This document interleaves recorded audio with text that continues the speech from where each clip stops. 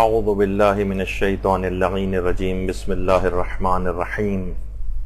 الحمد للہ وکفا وسلام علی عبادہ الذین اصطفیٰ. درود بھیجیے محمد و آل محمد.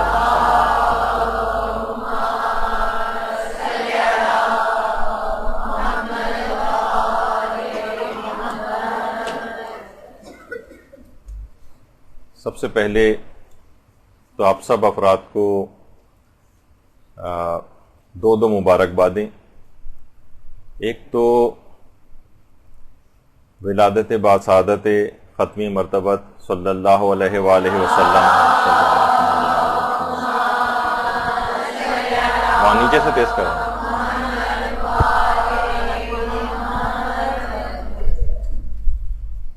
اور ہمارے چھٹے امام جعفر صادق علیہ الصلوۃ والسلام.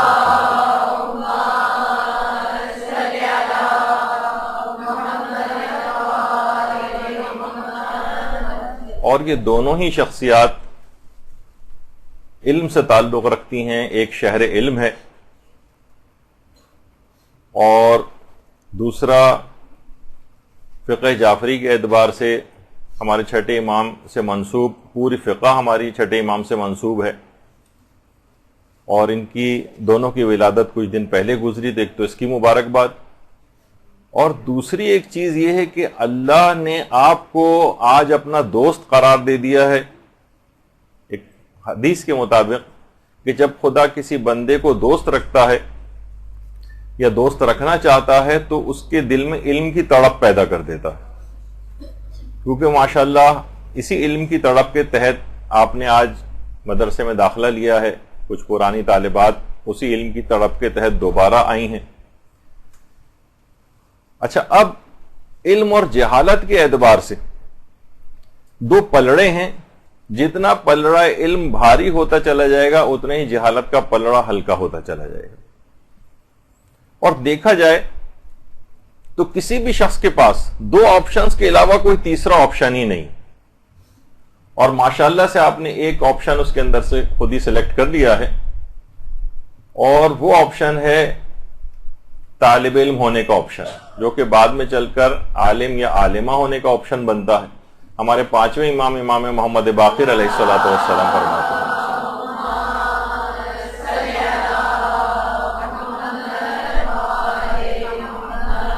امام فرماتے ہیں میں تمہارے جوانوں کو صرف دو حالتوں میں دیکھنا چاہتا ہوں، یا تو عالم بنے یا طالب علم بنے.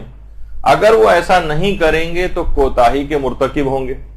اور جو بھی کوتاہی کا مرتکب ہوگا وہ خود کو ضائع کر دیتا ہے، اور اگر خود کو ضائع کرے گا تو گناہگار ہو جائے گا، اور گناہگار ہوگا تو جہنم میں ٹھہرے گا. قسم اس ذات کی جس نے محمد مصطفیٰ کو برحق مبعوث فرمایا.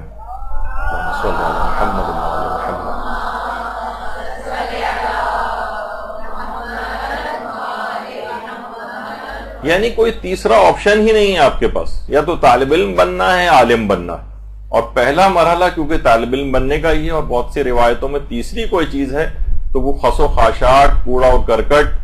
اس کو قرار دیا گیا ہے، جس کی معاشرے کے اندر کوئی کبھی حیثیت نہیں ہوتی. یا تو طالب علم بنے اور اس کا اگلا مرحلہ عالم اور عالمہ بننے کا. اچھا، اب علم کی تو بہت ساری ظاہر اقسام ہیں. ان میں سے عقائد کا علم بھی ہے، اور فقہی مسائل کا علم بھی ہے، اور اخلاقیات کا علم بھی ہے، اور تفسیر کا علم بھی ہے، اور قرآن کا علم بھی ہے. وہ بھی انشاءاللہ آپ تمام کے تمام حاصل کریں گے. لیکن علل خصوص آپ کو پوری زندگی گزارنی حکم خدا کے سائے میں ہے. تو آپ کی شرعی ذمہ داریاں کیا ہیں، جس کو کہا جاتا ہے کہ علم فقہ. اچھا، ہمارے ساتویں امام موسی کاظم علیہ الصلوۃ والسلام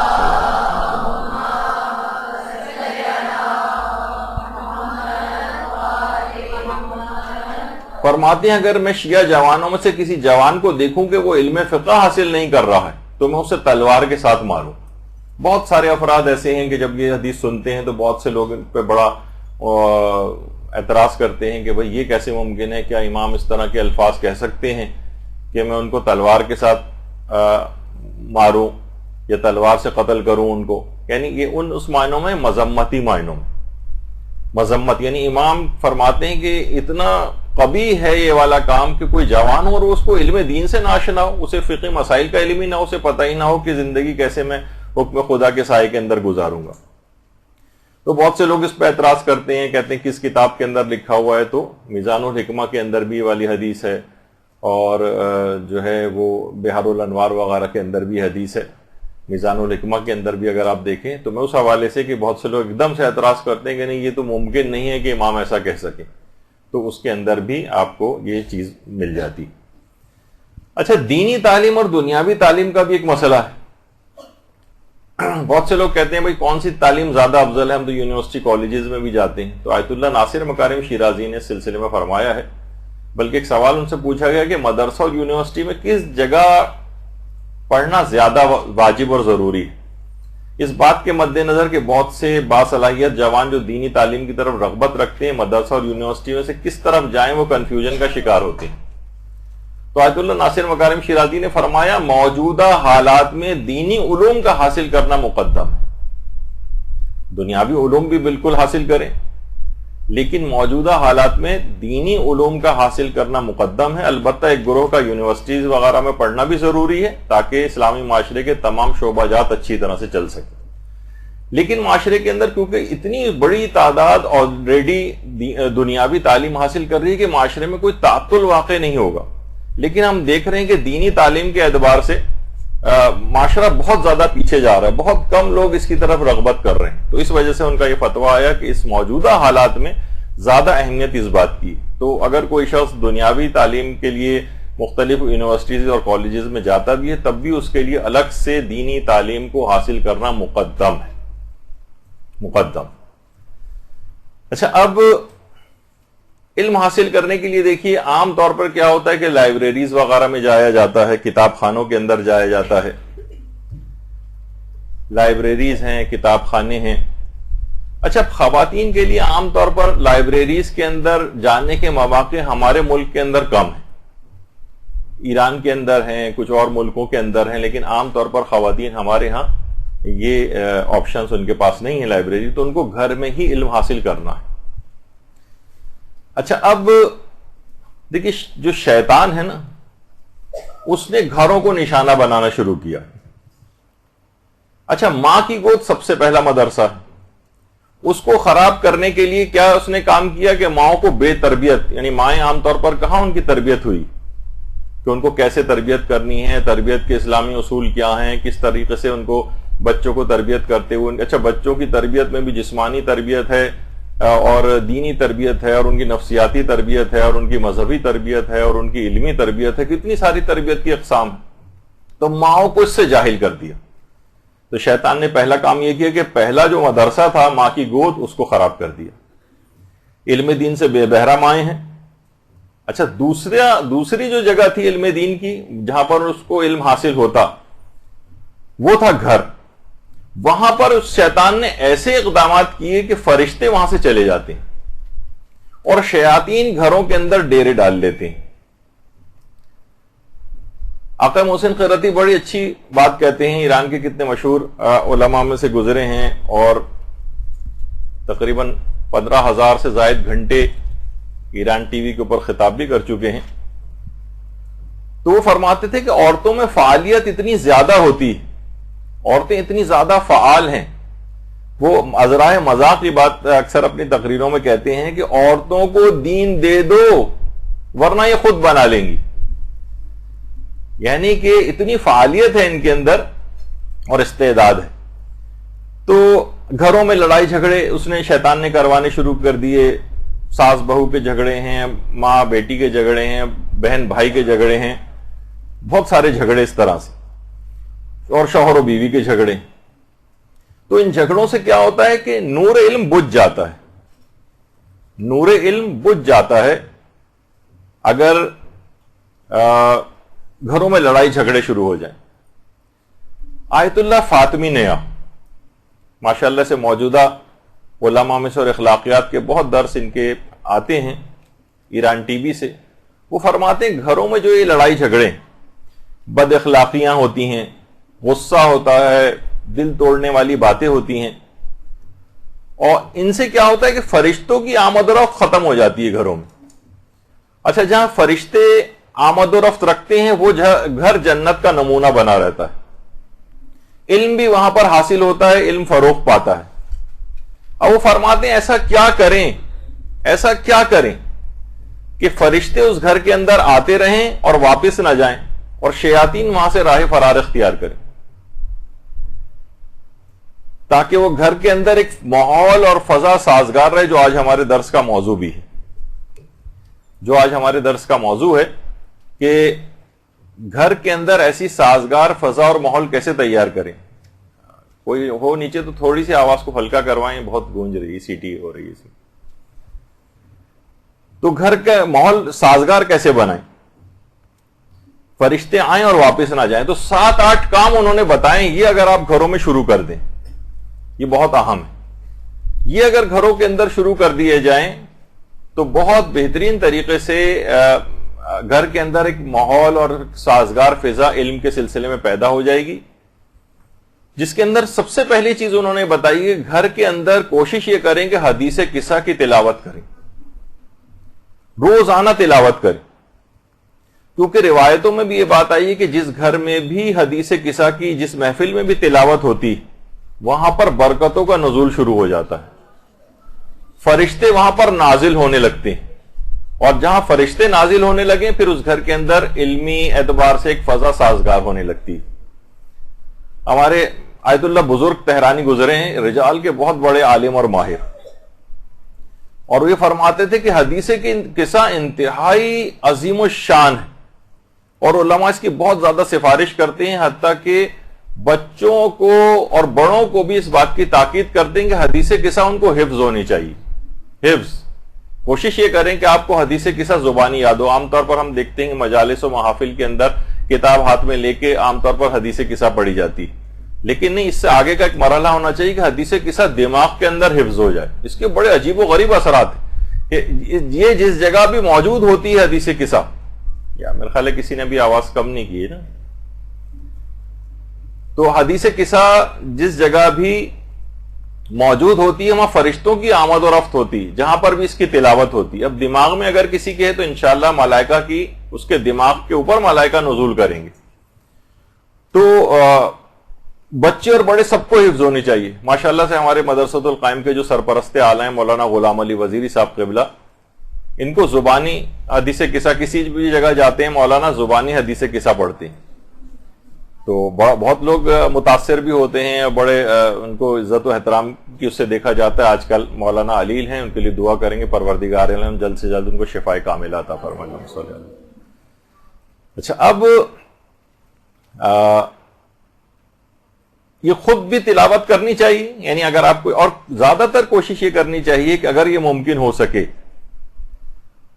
تو چند افراد جمع ہو کر بھی حدیث قصہ کو پڑھیں۔ ہفتے میں کم سے کم ایک مرتبہ سب افراد جمع ہو کر پڑھ لیں، اور ایک دفعہ روزانہ اگر آپ اس کو پڑھیں گی تو بہت زیادہ مجرب ہے، بہت فوائد اس کے حاصل ہوں گے۔ کیونکہ آیت اللہ بہجت یہ بات فرماتے تھے کہ بارہا دیکھا گیا ہے کہ رسول خدا حضرت امیر المومنین شہزادی فاطمۃ الزہرا امام حسن اور امام حسین علیہ السلام،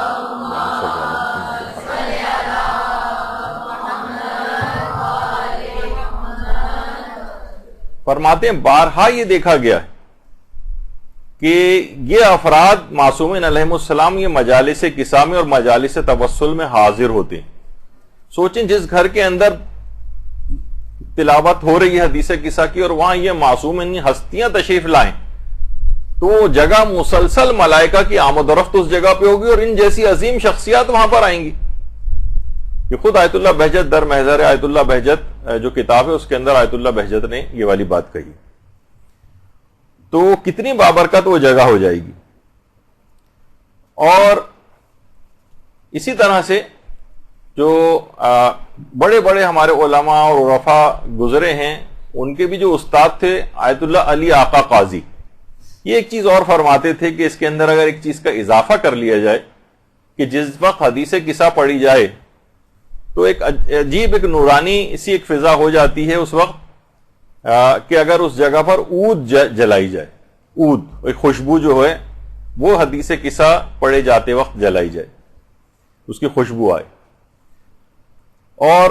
آیت اللہ رضا بہاء الدینی، یہ بھی ہمارے بڑے علماء اور عرفاء میں سے گزرے ہیں، یہ بھی فرماتے تھے کہ کوشش یہ کریں کہ حدیث قصہ کو نماز مغربین پڑھنے کے بعد تلاوت کیا جائے، اور اس بات کی بھی کوشش کریں کہ چند افراد مل کر حدیث قصہ کی تلاوت کریں، یعنی کچھ خواتین جمع ہو جائیں، کچھ افراد جمع ہو جائیں، اور حدیث قصہ کو شروع کرنے سے پہلے 14,000 مرتبہ درود کی تلاوت کی جائے. درود بھیجیے محمد علیہ وسلم.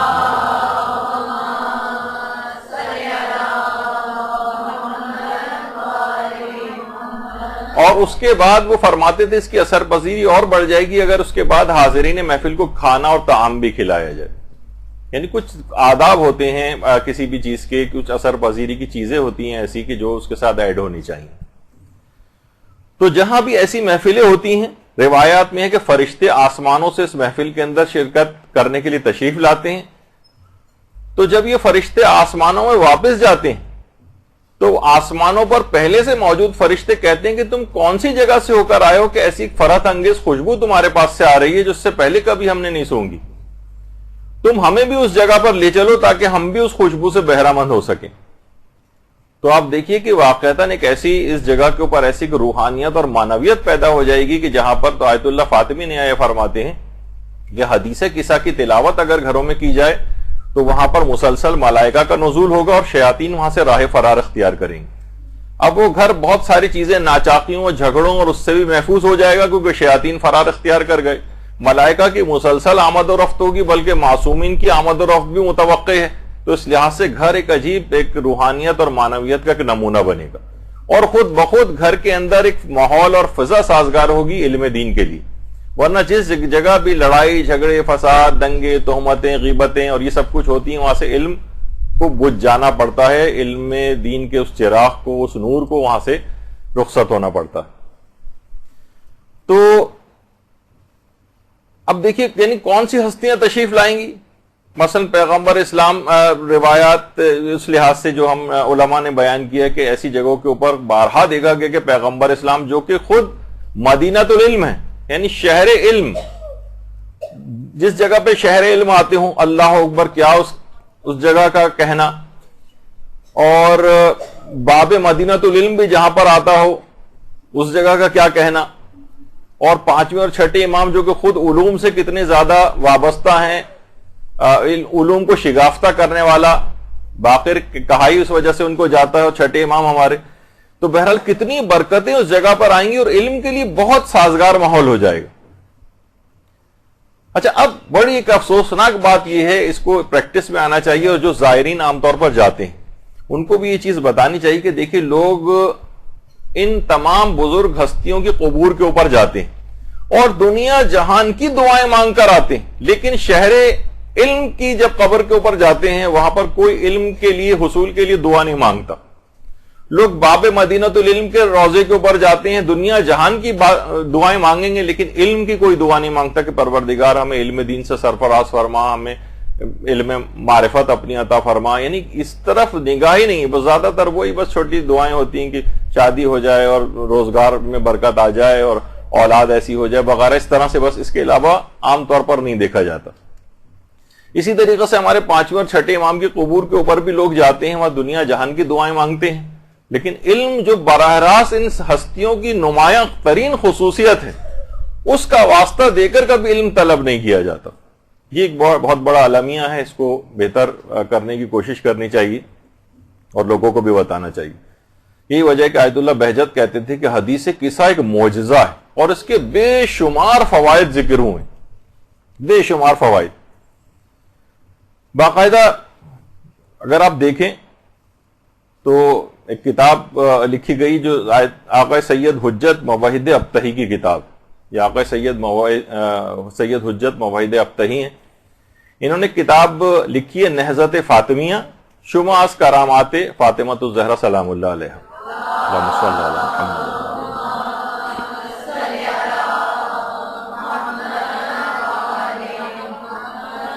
اس کتاب کے اندر انہوں نے یہ واقعہ لکھا ہے، تاکہ میں اس وجہ سے آپ کو اس کا احساس دلانا چاہ رہا ہوں تاکہ حدیث قصہ کے سلسلے میں کوئی کمزوری اور نہ رہ جائے. وہ فرماتے ہیں کہ امریکہ میں واشنگٹن کا جو علاقہ ہے وہاں پہ حسینیہ رسول اعظم کے نام سے باقاعدہ ایک امام بارگاہ، ہر شب جمعہ وہاں مجلس بھی ہوتی ہے اور مجلس بھی ہوتی تھی اور انشاءاللہ ابھی بھی ہوتی ہوگی، اور حدیث قصہ وغیرہ وہاں تلاوت ہوتی ہے۔ تو ایک ایرانی عالم دین کا واقعہ لکھا ہے کہ وہ روڈ کے کنارے کھڑے ہوئے تھے کہ اچانک سے ایک بے حجاب ایک عیسائی عورت کی گاڑی رکی اور اس نے کہا کہ کیا آپ ایرانی ہیں؟ اگر آپ میرے لیے دعا کریں کہ میرا جوان بیٹا شدید بیمار ہے، کینسر کا اس کو مرض ہے، حالت اتنی خراب ہے، مسلسل بے ہوش چل رہا ہے وہ، اور اب میں کیا کروں، آپ میرے لیے دعا کریں۔ تو کہہ رہے ہیں کہ ان عالم دین نے کہا، اس کتاب کے اندر یہ پورا یہ واقعہ ہے، تو انہوں نے کہا کہ شب جمعہ تم حسینیہ رسول اعظم میں آؤ، وہاں پر ایک حدیث قصہ ہوتی ہے، ایک دعا ہوتی ہے، اور اس دعا کے بعد وہاں پر دعا کرو کہ ہمارے رسول اللہ کی بیٹی کا واسطہ دو، اور ان کے وسیلے سے اللہ سے دعا کرو کہ تمہارے بیٹے کو شفا عطا کرے۔ اچھا، اب وہاں جب تم آؤ گی تو وہاں حدیث قصہ کی تلاوت ہوگی، اس کی برکت سے تمہارے بیٹے کو شفا ہو سکتی۔ شب جمعہ آئی اور وہ عورت بھی وہاں پر آئی اور آ کر اس حدیث قصہ کے اندر بیٹھی، اور حدیث قصہ ختم ہوئی، وہاں اس نے دعا کی، اس کے بعد وہاں پر ایک تبرک تقسیم ہوا، تبرک میں کچھ مٹھائی کی طرح کی چیز تھی۔ اس عالم نے کہا کہ تم اپنے بیمار بیٹے کو اس جو حدیث قصہ کا جو یہ تبرک ملا ہے، کچھ اس بچے کو اپنے لے جا کر کھلا دو۔ اس نے کہا نہیں، وہ کچھ کھا ہی نہیں سکتا، وہ تو تقریباً بے ہوش پڑا ہوا ہے۔ انہوں نے کہا کوشش یہ کرو کہ اس کا منہ تھوڑا سا کھول کے چند ذرات ہی اس کے منہ میں ڈال دو۔ اچھا، 2 روز بعد وہ عالم فرماتے ہیں کہ وہ عورت، میں نے دیکھا کہ وہ عورت میری طرف چلی آ رہی اور روتی ہوئی آ رہی۔ وہ عالم وہ فرماتے ہیں کہ میں نے سوچا کہ شاید اس عورت کا بیٹا انتقال کر گیا ہے، میں تعزیتی الفاظ ابھی اپنے دماغ میں سوچ رہا تھا۔ اس نے آ کے کہا کہ محترم، میں نے اس تبرک کے چند ذرات اس کے منہ میں جیسے ہی ڈالے، اس جو بے ہوش پڑا ہوا تھا اس نے فوراً آنکھیں کھول دی۔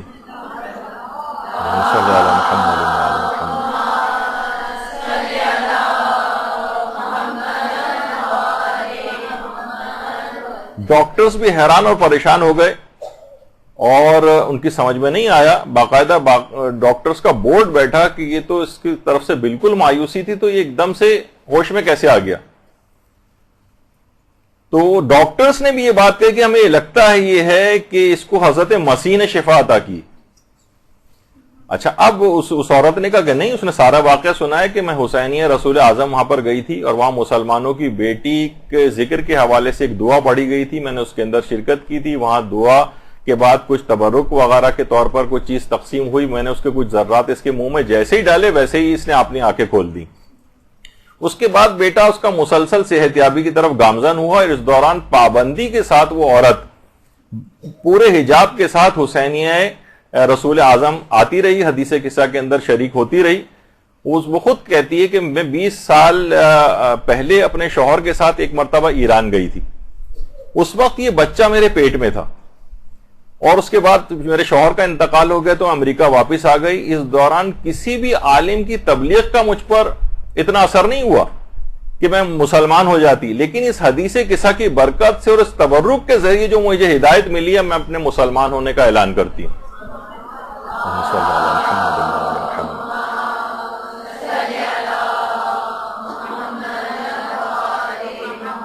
اس کے بعد وہ کتاب میں لکھا ہوا ہے کہ باحجاب وہ آنے لگی اس کے بعد، اور یہاں تک کہ اس کا بیٹا مکمل صحت یاب ہو گیا۔ نہضت فاطمیہ کے نام سے موحد ابتہی نے جو یہ کتاب لکھی ہے، اس کے اندر پورا تفصیل کے ساتھ اس واقعے کو لکھا ہے۔ تو جسمانی بیماریوں کی شفا بھی اس کے اندر ہے، روحانی بیماریوں کی شفا بھی اس حدیث قصہ کے اندر ہے۔ علم کے لیے بہترین سازگار راہ اس گھر کے اندر تیار ہوتی ہے اور خوب علمی ترقی وہاں پر ہوتی ہے۔ تو اس لحاظ سے یہ ایک طریقہ کار یہ بنا گھروں سے لڑائی جھگڑے بھی ختم کرنے کا اور گھر کے اندر علمی ماحول کو سازگار بنانے کا، کہ اس کے اندر اس گھر میں پابندی کے ساتھ ہفتے وار، اور اگر ہفتے وار اگر ہو رہی ہے تو چند افراد مل کر کریں اس کو، کچھ افراد سننے والے ہوں، باقی ایک پڑھنے والا ہو، اور اگر روزانہ ممکن ہو تو روزانہ، ورنہ کم سے کم روزانہ ایک مرتبہ تو خود تلاوت کی عادت ڈال لیجئے، بلکہ کچھ ہی دنوں بعد آپ دیکھیں گے کہ مہینہ 1.5 مہینے کے بعد آپ کو زبانی یاد ہو جائے گی اور آپ گھر میں ویسے بھی تلاوت کر سکتی ہیں۔ دوسری چیز جس سے شیاطین کی آمد و رفت گھر کے اندر بہت بڑھ جاتی ہے اور پھر علمی فضا سازگار نہیں رہ پاتی، فرشتے وہاں سے چلے جاتے ہیں۔ آیت اللہ فاطمی نیا فرماتے ہیں کہ وہ جگہ جہاں پر نمازیں قضا ہوتی ہیں، خاص طور پر اگر نماز فجر کسی جگہ پر قضا ہوتی ہے تو وہاں پر بھی فرشتے چلے جاتے ہیں اور شیاطین وہاں پر ڈیرے ڈالنے لگتی۔ آیت اللہ شیخ حسن علی نخودکی اصفہانی جو امام خمینی کی بھی اساتذہ میں سے رہے، وہ اپنے بیٹے کو وصیت کرتے ہوئے فرماتے تھے کہ 40 روز بھی اگر تم مسلسل عبادت اور ریاضتیں انجام دو اور مسلسل علم دین حاصل کرو، مسلسل 40 روز تک اس میں کوئی سی بھی نافرمانی خدا بھی نہ ہو اور مسلسل تم نیک کام کرتے رہو، اور یاد رکھ لو تم نے ایک وقت کی نماز بھی اگر قضا کر دی تو پوری 40 دن کی تمام ریاضتیں اور محنتیں بالکل برباد ہو کر رہ جائیں گی، ان کا کوئی فائدہ نہیں حاصل ہوگا، ایک بھی اگر تم نے ان 40 دنوں میں نماز قضا کر دی۔ بلکہ دیکھیے جس کا مقام بہت زیادہ بلند ہوتا ہے ان کے ذمہ داریاں بھی ذرا الگ ہوتی ہیں، ضروری نہیں کہ ہمارے ساتھ یہ ہو، ورنہ تو کتنے بڑے بڑے نقصان ہمارے زندگیوں میں پیش آ جائیں ایسے۔ آیت اللہ شیخ حسن علی نخودکی اصفہانی کہتے ہیں کہ ایک مرتبہ میری پوری زندگی میں نماز فجر قضا ہوئی تھی اور اگلے دن میرے بیٹے کا انتقال ہو گیا تھا۔ تو ان لوگوں کے خیر مقامات بہت بڑے ہوتے ہیں، ان کی جانچ بھی اللہ کی طرف سے اور آزمائشیں بھی بڑی ہوتی ہیں، لیکن اس سے اندازہ لگانا چاہیے کہ بہرحال یہ بڑے نقصانات کا سبب بنتی ہیں۔ ہم اپنی زندگیوں میں جو کمیاں، خرابیاں، نقصانات اور بے اعتدالیاں نظر آتی ہیں، اس کی ایک بڑی وجہ یہ ہے کہ نمازیں کسی نہ کسی بہانے سے قضا ہوتی۔ تو اور ہمارے چھٹے امام جعفر صادق علیہ الصلوۃ والسلام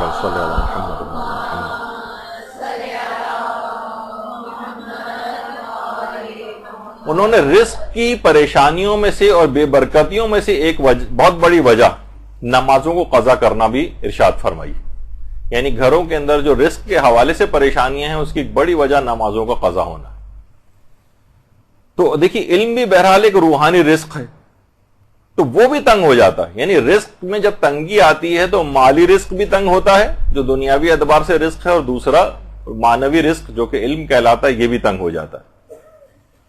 اور فرشتے اس جگہ سے چلے جاتے ہیں اور شیاطین وہاں پر آ کر ڈیرے ڈال لیتے ہیں۔ جبکہ ہمارے چھٹے امام جعفر صادق علیہ السلام یہ بھی فرماتے ہیں، اللہم صلی علی محمد،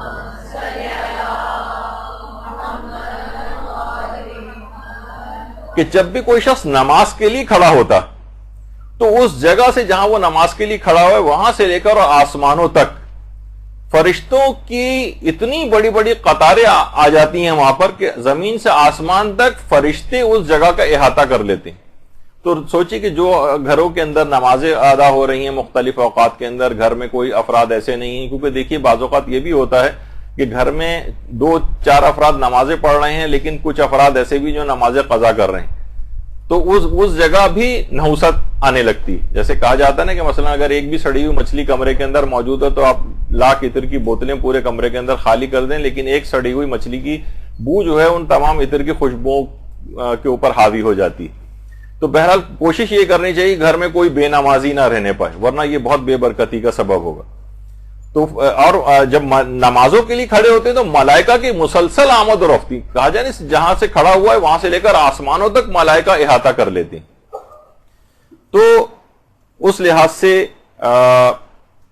بہت اہمیت ہے اس بات کی۔ جب بھی ایک تاجر ہمارے چھٹے امام کے پاس آیا تھا اور آ کر اس نے چھٹے امام سے کہا کہ مولا میں ایک سفر تجارت کے اوپر جو ہے وہ جانا چاہتا ہوں، آپ میرے لیے استخارہ دیکھ دیں، استخارہ کر لیں میں کہ میرے لیے سفر مناسب رہے گا یا نہیں۔ امام نے استخارہ کیا اور کہا کہ استخارہ برا ہے، یعنی تمہارے لیے مناسب نہیں ہے سفر پہ جانا۔ اچھا کچھ ایسے حالات بنے کہ بہرحال وہ سفر پر اس استخارے کی مخالفت کر کے چلا گیا تو حیران یہ ہو گیا کہ اس سفر کے اندر مسلسل اس کو نفع حاصل ہوا۔ انتہائی تعجب میں پڑ گیا کہ امام نے استخارہ دیکھا ہے، امام نے منع کیا تھا کہ سفر مبارک نہیں ہے تمہارے لیے، اس میں تو مجھے مسلسل فائدہ ہی فائدہ ہو رہا ہے۔ اچھا جب اس سفر سے وہاں سے واپس آیا تو آ کر یہ امام کے پاس گیا، کہا یہ ابن رسول اللہ استخارہ آپ نے دیکھا تھا، میں سفر کے اوپر چلا گیا استخارہ برخلاف آیا تھا لیکن اس کے برخلاف بہت زیادہ مجھ کو فائدہ حاصل ہوا ہے. تو ایسا کیسے ہوا؟ خرابی آنی چاہیے تھی. امام اس کی بات سن کر مسکرائے اور کہا کہ تجھے یاد ہے کہ سفر میں ایک فلاں رات تو جب سویا تو اس دن کی نماز فجر تیری قضا ہو گئی تھی. اس نے کہا کہ مولا یہ تو ہوا تھا، نماز فجر تو میری قضا ہوئی تھی. امام نے فرمایا اگر تو پوری دنیا بھی دے دے تو اس قدر بڑے نقصان کے اندر تو چلا گیا کہ پوری دنیا دینے کے باوجود بھی اس خسارے کا مداوع نہیں ہو سکتا جو ایک نماز قضا ہونے کی وجہ سے تجھے ہوا ہے. تو جسے فائدہ سمجھ رہا ہے وہ نقصان ہے کہ اس سفر کے اندر تیری ایک نماز قضا ہو گئی تھی. اس مال دنیا وغیرہ کی کیا حیثیت ہے؟ تو استخارہ اس لحاظ سے بھی منایا تھا کہ تیری اس سفر میں جانے کی وجہ سے تیری نماز قضا ہوئی ہے. تو یہ اتنا بڑا نقصان ہے کہ پوری دنیا بھی اگر تو راہ خدا میں اس خسارے کے عوض میں دے دے تو اس کا جبران نہیں بن سکتی. تو اس سے آپ اندازہ لگائیں کہ اگر ہم دیکھیں ہماری روزانہ کی جو نماز قضا ہو جاتی ہے، خدا نخواستہ کسی کی نماز فجر قضا ہو جاتی ہے، اکثر و بیشتر قضا ہو جاتی ہے، کبھی کبھار بھی قضا ہوتی ہے، تو ایسا نہیں ہونا چاہیے کیونکہ وہاں فرشتوں کی آمد و رفت رک جائے گی.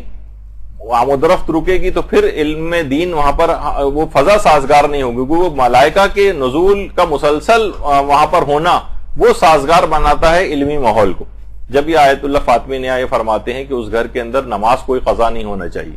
تاکہ مسلسل ملائکہ کا نزول ہوتا رہے اور وہاں سے شیاطین راہ فرار اختیار کریں. تیسری چیز وہ فرماتے ہیں کہ جس سے ملائکہ بہت زیادہ بڑی تعداد کے اندر نازل ہوں، وہ فرماتے ہیں نمازوں کو ان کے اول اوقات میں انجام دیا جائے تاکہ مسلسل فرشتوں کی آمد و رفت جو اس وقت اول وقت نماز کے وقت ہوتی ہے. اور اول وقت نماز کی سب سے زیادہ فائدہ یہ ہے کہ ہمارے امام زمانہ علیہ السلام ہر نماز کو اول وقت میں پڑھتے ہیں.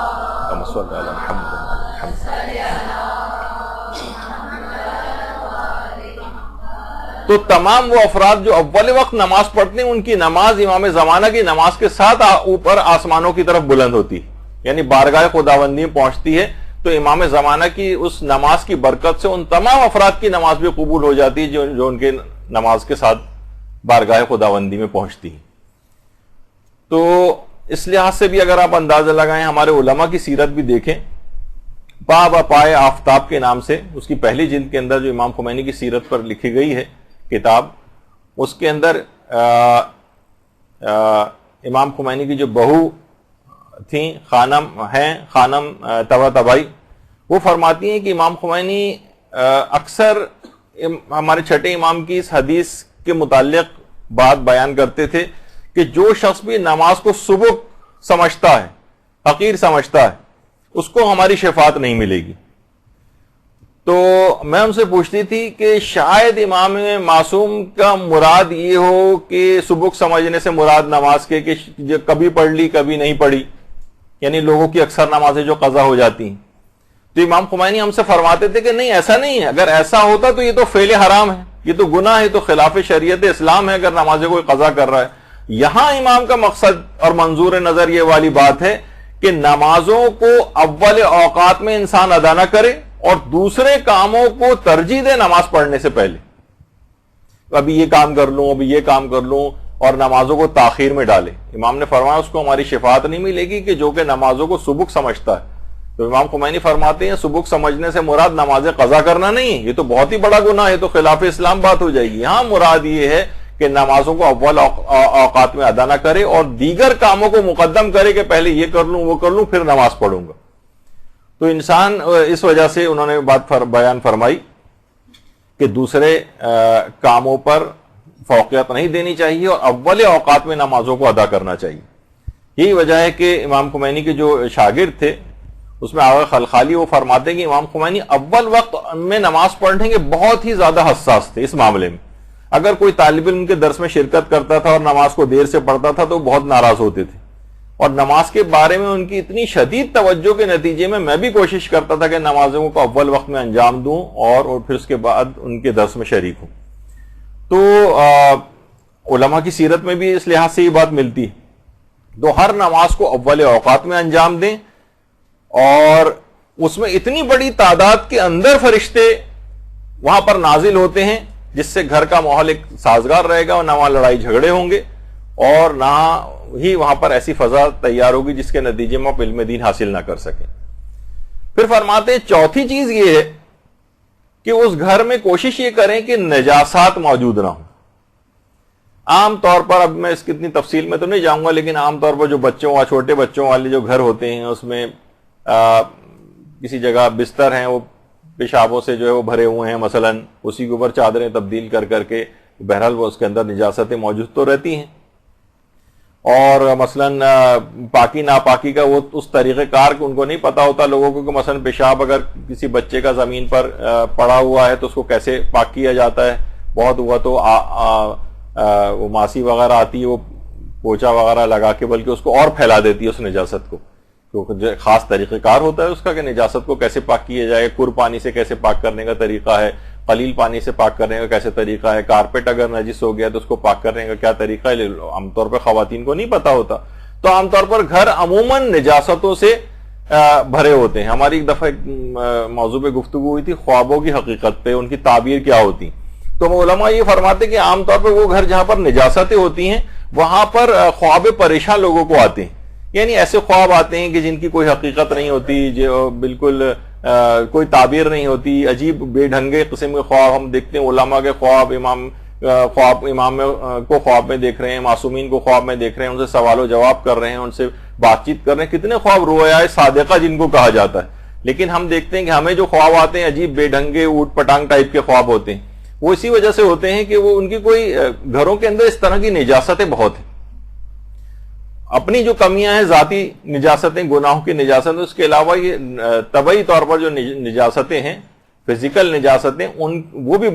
بہت ہیں۔ تو اس کو کوشش کرنی چاہیے کہ گھر میں اس طرح کی نجاستیں موجود نہ ہوں، ورنہ پھر کیا ہوگا، نجاستیں ہوتی ہیں تو فرشتے وہاں سے چلے جاتے ہیں اور شیاطین بسیرا کرتے ہیں، اور پھر وہی والا مسئلہ ہوتا ہے کہ گھر میں وہ فضا سازگار نہیں ہو پاتی۔ تو فرشتوں کو اگر گھروں کے اندر بلانا ہے، کیونکہ فرشتے کراہیت اختیار کرتے ہیں،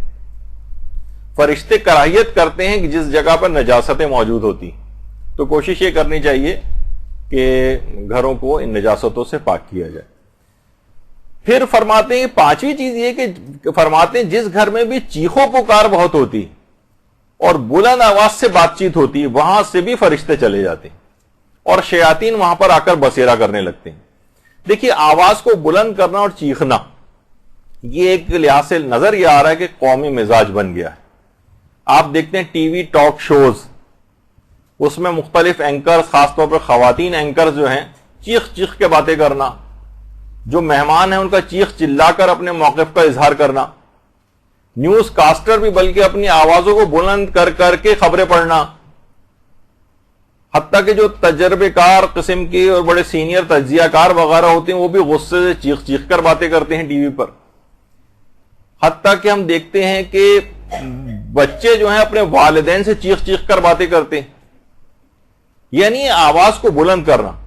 آقا فاطمی نیا فرماتے ہیں جس گھر میں بھی چیخو پکار ہوتی ہے، آوازوں کو بہت زیادہ بلند کیا جاتا ہے، وہاں سے بھی فرشتے چلے جاتے ہیں اور شیاطین وہاں پر ڈیرے ڈالتے ہیں۔ اس بنا پر جو بچے خاص طور پر والدین کے اوپر چیخنے چلانے لگے،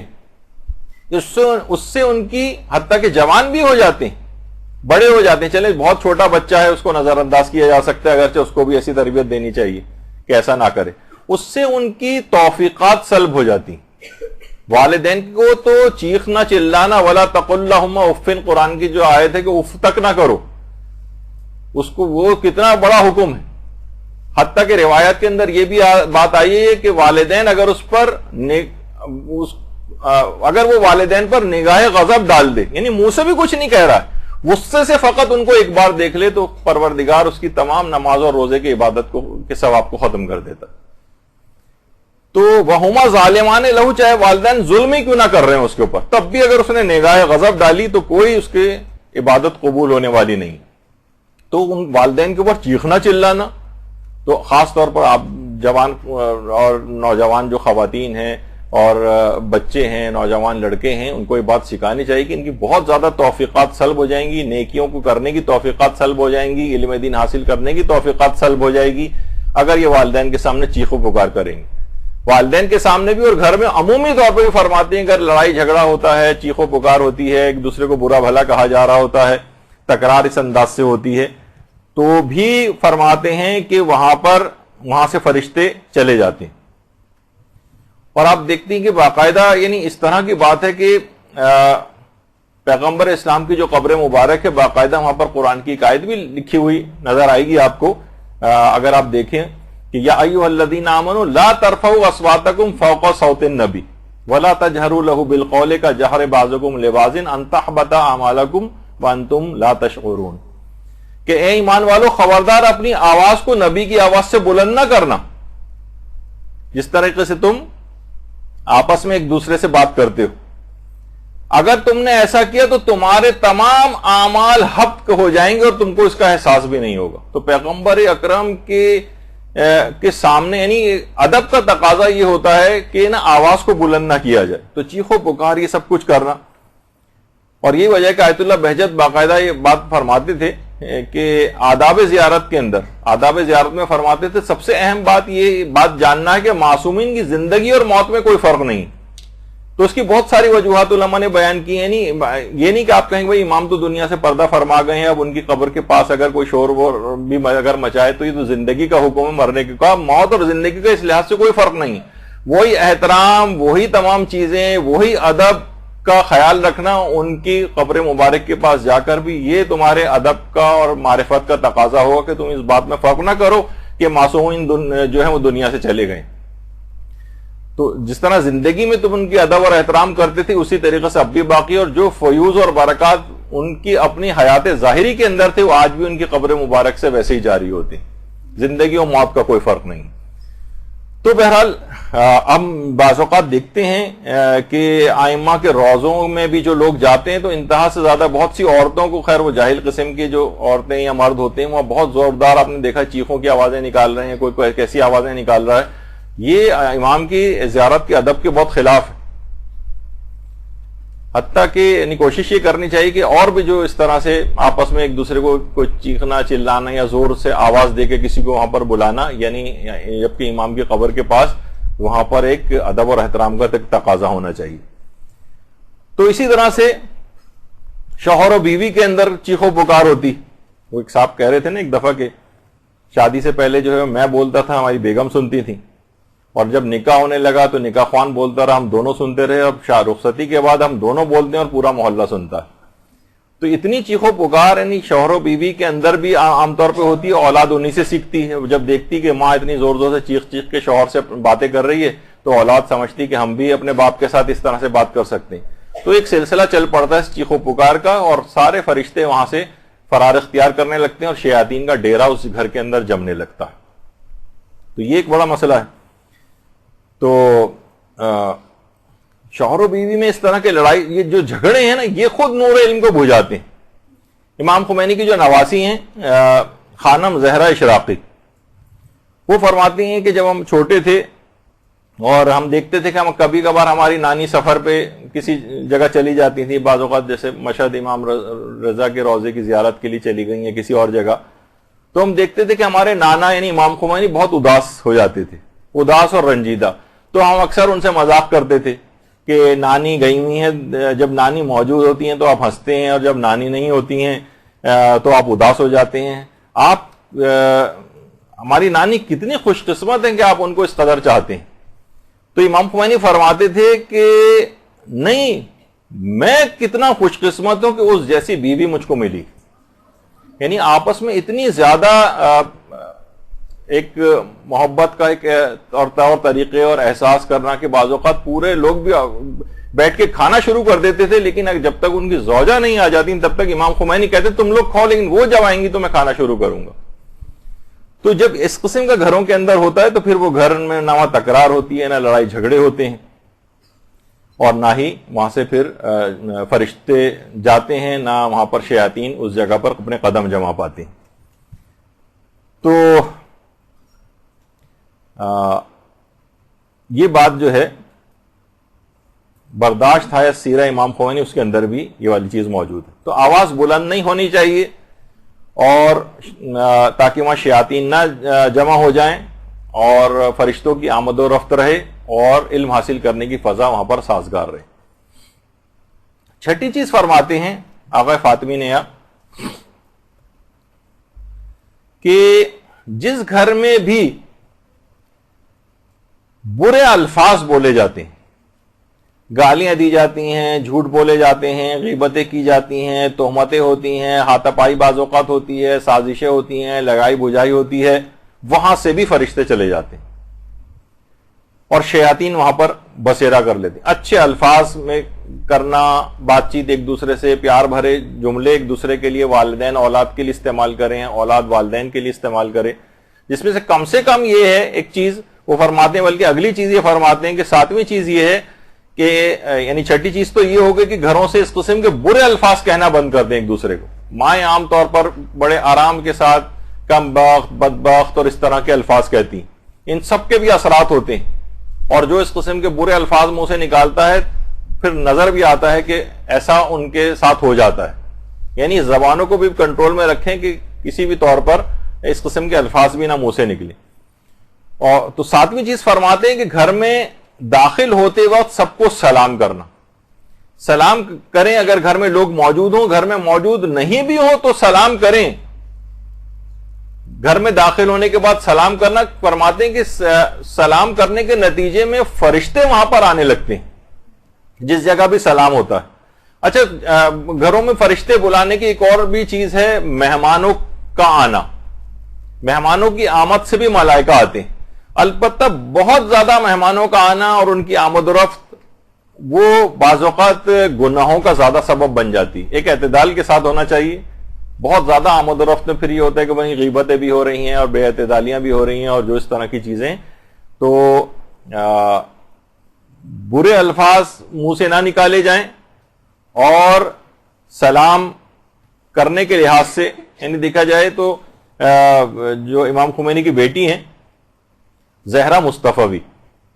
وہ فرماتی ہیں کہ امام خمینی ریڈیو سنا کرتے تھے۔ اکثر ان کی تصویریں بھی آپ نے دیکھی ہوں گی کہ ایک ریڈیو ان کے ہاتھ میں ہوتا تھا اور وہ ریڈیو سنتے تھے۔ وہ فرماتی ہیں کہ ہم ان کے پاس ہوتے تھے، ہم باتوں میں لگ جاتے تھے، اور امام خمینی بجائے اس کے کہ وہ ہم سے کہیں خاموش ہو جاؤ یا دوسرے کمرے میں چلی جاؤ وہاں جا کر بات کر لو، وہ خود ریڈیو اٹھا کر صحن میں چلے جاتے تھے۔ یعنی ہر وہ چیز جس میں اعتراض اور جھگڑے کی بات ہو یا کسی کے اوپر تنقید کی بات ہو، اس سے امام خمینی اعتراض کرتے تھے کہ اس طرف ہی کیوں جائیں۔ جیسے اولاد کے ساتھ والدین ترکی بترکی ہر وقت ان کے ساتھ ان پہ اعتراض کرتے رہے، تنقید کرتے رہے، جھگڑتے رہے، ادھر اولاد جواب دے رہی ہے اور آواز بھی بلند ہو رہی ہے، اس کی برا بھلا بھی کہا جا رہا ہے، ادھر سے وہ والدین ان کو گالیاں بک رہے ہیں، ادھر سے وہ ان کو کچھ کہہ رہے ہیں، تو عجیب ایک شیطانی قسم کا ماحول گھروں کے اندر ہو جاتا ہے۔ تو فرماتی ہیں کہ وہ اوائڈ کرتے تھے یہ چیز کہنے کے لیے بھی۔ مثلا ہو سکتا ہے ہم سے کہتے تھے کہ ہم ہو سکتا ہے، میں اپنے طور پہ کہہ رہا ہوں کہ وہ یہ کہہ دیتے ہیں کہ نہیں ابھی ہم بیٹھ کے ہی باتیں کر رہے ہیں یا کوئی بھی اس قسم کی، تو ایک بہترامی ہوتی، تو وہ اوائڈ کرتے تھے، خود اٹھ کر چلے جاتے تھے وہاں سے، ریڈیو اٹھایا اور باہر صحن کے اندر چلے گئے، وہاں جا کے سننا شروع کر دی۔ ان سے نہیں کہا کہ خاموش ہو جاؤ یا یہ کہ تم دوسرے کمرے میں چلی جاؤ۔ کیوں؟ یعنی تکرار اصل میں ہوتی اسی طرح سے کہ اعتراض ہوتا ہے، پھر جواب اس کا ہوتا ہے، پھر اس طرح سے ایک بات بڑھتی ہے گھروں میں۔ تو کوشش کریں گھروں میں اس انداز کے ذرا کچھ خاموشی اختیار کی جائے، غیر ضروری تنقید سے پرہیز کیا جائے۔ دیکھیے سلام کرنے کی بات ہو رہی تھی، سلام کرنا اتنا اہم ہے کہ روایات کے اندر یہ بات آئی کہ قبرستان بھی اگر انسان جائے تو قبر کے مردوں کو بھی سلام کرے۔ کہاں تو اسلام کا حکم ہے مردوں کو سلام کرو، یہاں زندہ ایک دوسرے کو سلام نہیں کرتے۔ ہمیشہ یہ توقع کرتے ہیں کہ وہ ہمیں سلام کرے گا تو ہم اس کو سلام، اس نے کیوں نہیں سلام کیا؟ بھائی آپ کو مردوں تک کو جو جواب ہے سلام نہیں دے سکتے، بظاہر ان تک کو سلام کرنے کا حکم ہے قبرستان میں جا کر، چاہے جائے گا کہ آپ زندوں کو بھی سلام نہ کریں۔ 8ویں چیز فرماتے ہیں کہ جس سے بچانا ہے اپنے آپ کو تاکہ ملائکہ وہاں پر آئیں اور شیاطین وہاں سے راہ فرار اختیار کریں، اور اس کے برخلاف کیا تو شیاطین وہاں ڈیرے ڈالیں گے اور ملائکہ راہ فرار اختیار کریں گے۔ وہ فرماتے ہیں کہ آنکھ، کان، پیٹ کو حرام سے بچائیں۔ ٹی وی پر کتنے ایسے مناظر ہیں جو روزانہ دیکھے جاتے ہیں، حرام مناظر، یہ ایک ایسی ظلمت و تاریکی دل کے اوپر پیدا کرتے ہیں۔ آپ دیکھ رہے ہیں کہ کتنے چابک دستی کے ساتھ مثلا موبائل فونوں کے اشتہارات پورے ناچ گانوں کے اوپر، ڈانس کے اوپر مشتمل ہوتے ہیں اور بار بار آپ کو دکھائے جاتے ہیں، یہاں تک کہ آپ یعنی آپ کو وہ اس کو کہا جاتا ہے کہ امیونٹی ختم کر دینا، یعنی ایک آدمی ہوتا ہے نا کہ بعض اوقات ایک چھوٹی چھوٹی ڈوز کے اندر اگر جسم کے اندر کوئی چیز جاتی رہے، امیونٹی جیسے پیدا کی جاتی، تو لو ڈوز میں جراثیم جسم میں انجیکٹ کیے جاتے ہیں تاکہ قوت مدافعت، تو یہ امیون ہو جاتے ہیں برائی سے. یعنی اب ان کو برائی تھوڑے دن بعد برائی نہیں لگتی. اتنی دفعہ آپ کو وہ ناچ گانا دکھا دیا گیا کہ اب اس کی برائی ختم ہو گئی، ہر وقت ٹی وی کے اوپر چلتا رہے گا، سب لوگ بیٹھے ہوئے اس کو دیکھتے رہیں گے، کوئی برا ماننے والا نہیں ہوگا. اور سب سے پہلی وہ چیز جس کے بعد انسان برائی سے بچتا ہے وہ اس چیز کا برا جاننا ہے. یعنی اگر آپ کسی چیز کو برا سمجھیں گے نہیں تو اس سے بچنے کی کوشش کیسے کریں گے؟ وہ اس چیز کو ختم کر دینا چاہتے ہیں. تو فرماتے ہیں اپنی آنکھ کو حرام سے بچانا، اپنے کانوں کو حرام سے بچانا، اپنے پیٹ کو حرام سے بچانا، اور خاص طور پر یہ جو آنکھوں کے اس انداز سے بے حجابانہ گناہ ہے، فرماتے ہیں کہ اس کے بعد جب اگر انسان ان کا عادی ہو جائے، اس کے بعد نہ اس کا کسی عبادت کے اندر دل لگتا ہے، یعنی عبادات کا لطف غارت ہو جاتا ہے ان آنکھوں کے بے حجابانہ استعمال سے، نہ اس کے بعد اس کا علم دین میں دل لگتا ہے، بلکہ ان دونوں چیزوں سے اس کو وحشت ہوتی اور اس کا دل لگتا انہی رغبت اسی گناہ کی طرف ہوتی. یعنی آپ 3 گھنٹے فلم دکھا لیں لیکن اس کو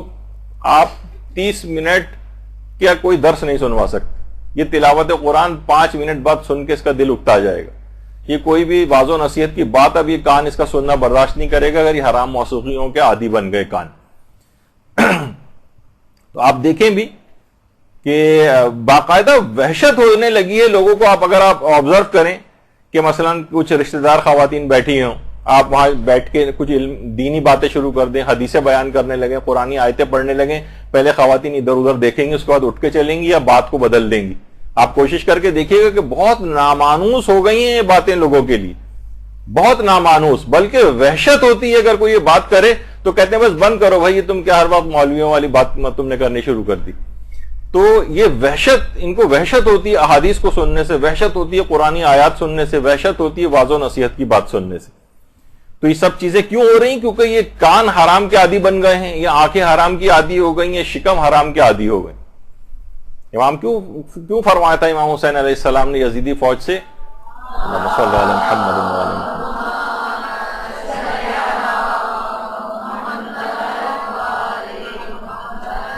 میری باتیں تم پر اثر اس وجہ سے نہیں کر رہی کیونکہ تمہارے پیٹ حرام سے بھرے ہوں،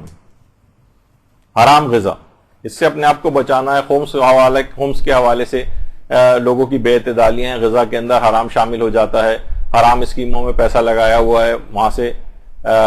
غذا کے اندر حرام آ رہا ہے، اور کاروبار وغیرہ یا ملازمت کے جو مسائل ہوتے ہیں لوگوں نے اس کو حاصل نہیں کیا ہوتا اور اس لحاظ سے ایک حرام غذا اندر جا رہی ہوتی. اسی طرح سے حرام لمس بھی ہے، مثلا نامحرم کو ہاتھ لگانا یا اس انداز سے. پہلے تو حرام غذائی کے حوالے سے آیت اللہ بہجت یہ بات فرماتے تھے کہ وائے ہوم پر اگر ہم کھانے پینے کی چیزوں میں حرام سے اجتناب نہ کریں، کیونکہ یہی غذائیں ہیں جو ہمارے علم و ایمان یا پھر کفر کا سرچشمہ قرار پاتی. یعنی انہی غذاؤں کو حلال غذا کھائیں گے تو علم اور ایمان میں اضافہ ہوگا، اور حرام غذا کھانے سے انسان کفر تک بھی پہنچ جاتا ہے، کفر تک. یعنی باقاعدہ میں کیسے سید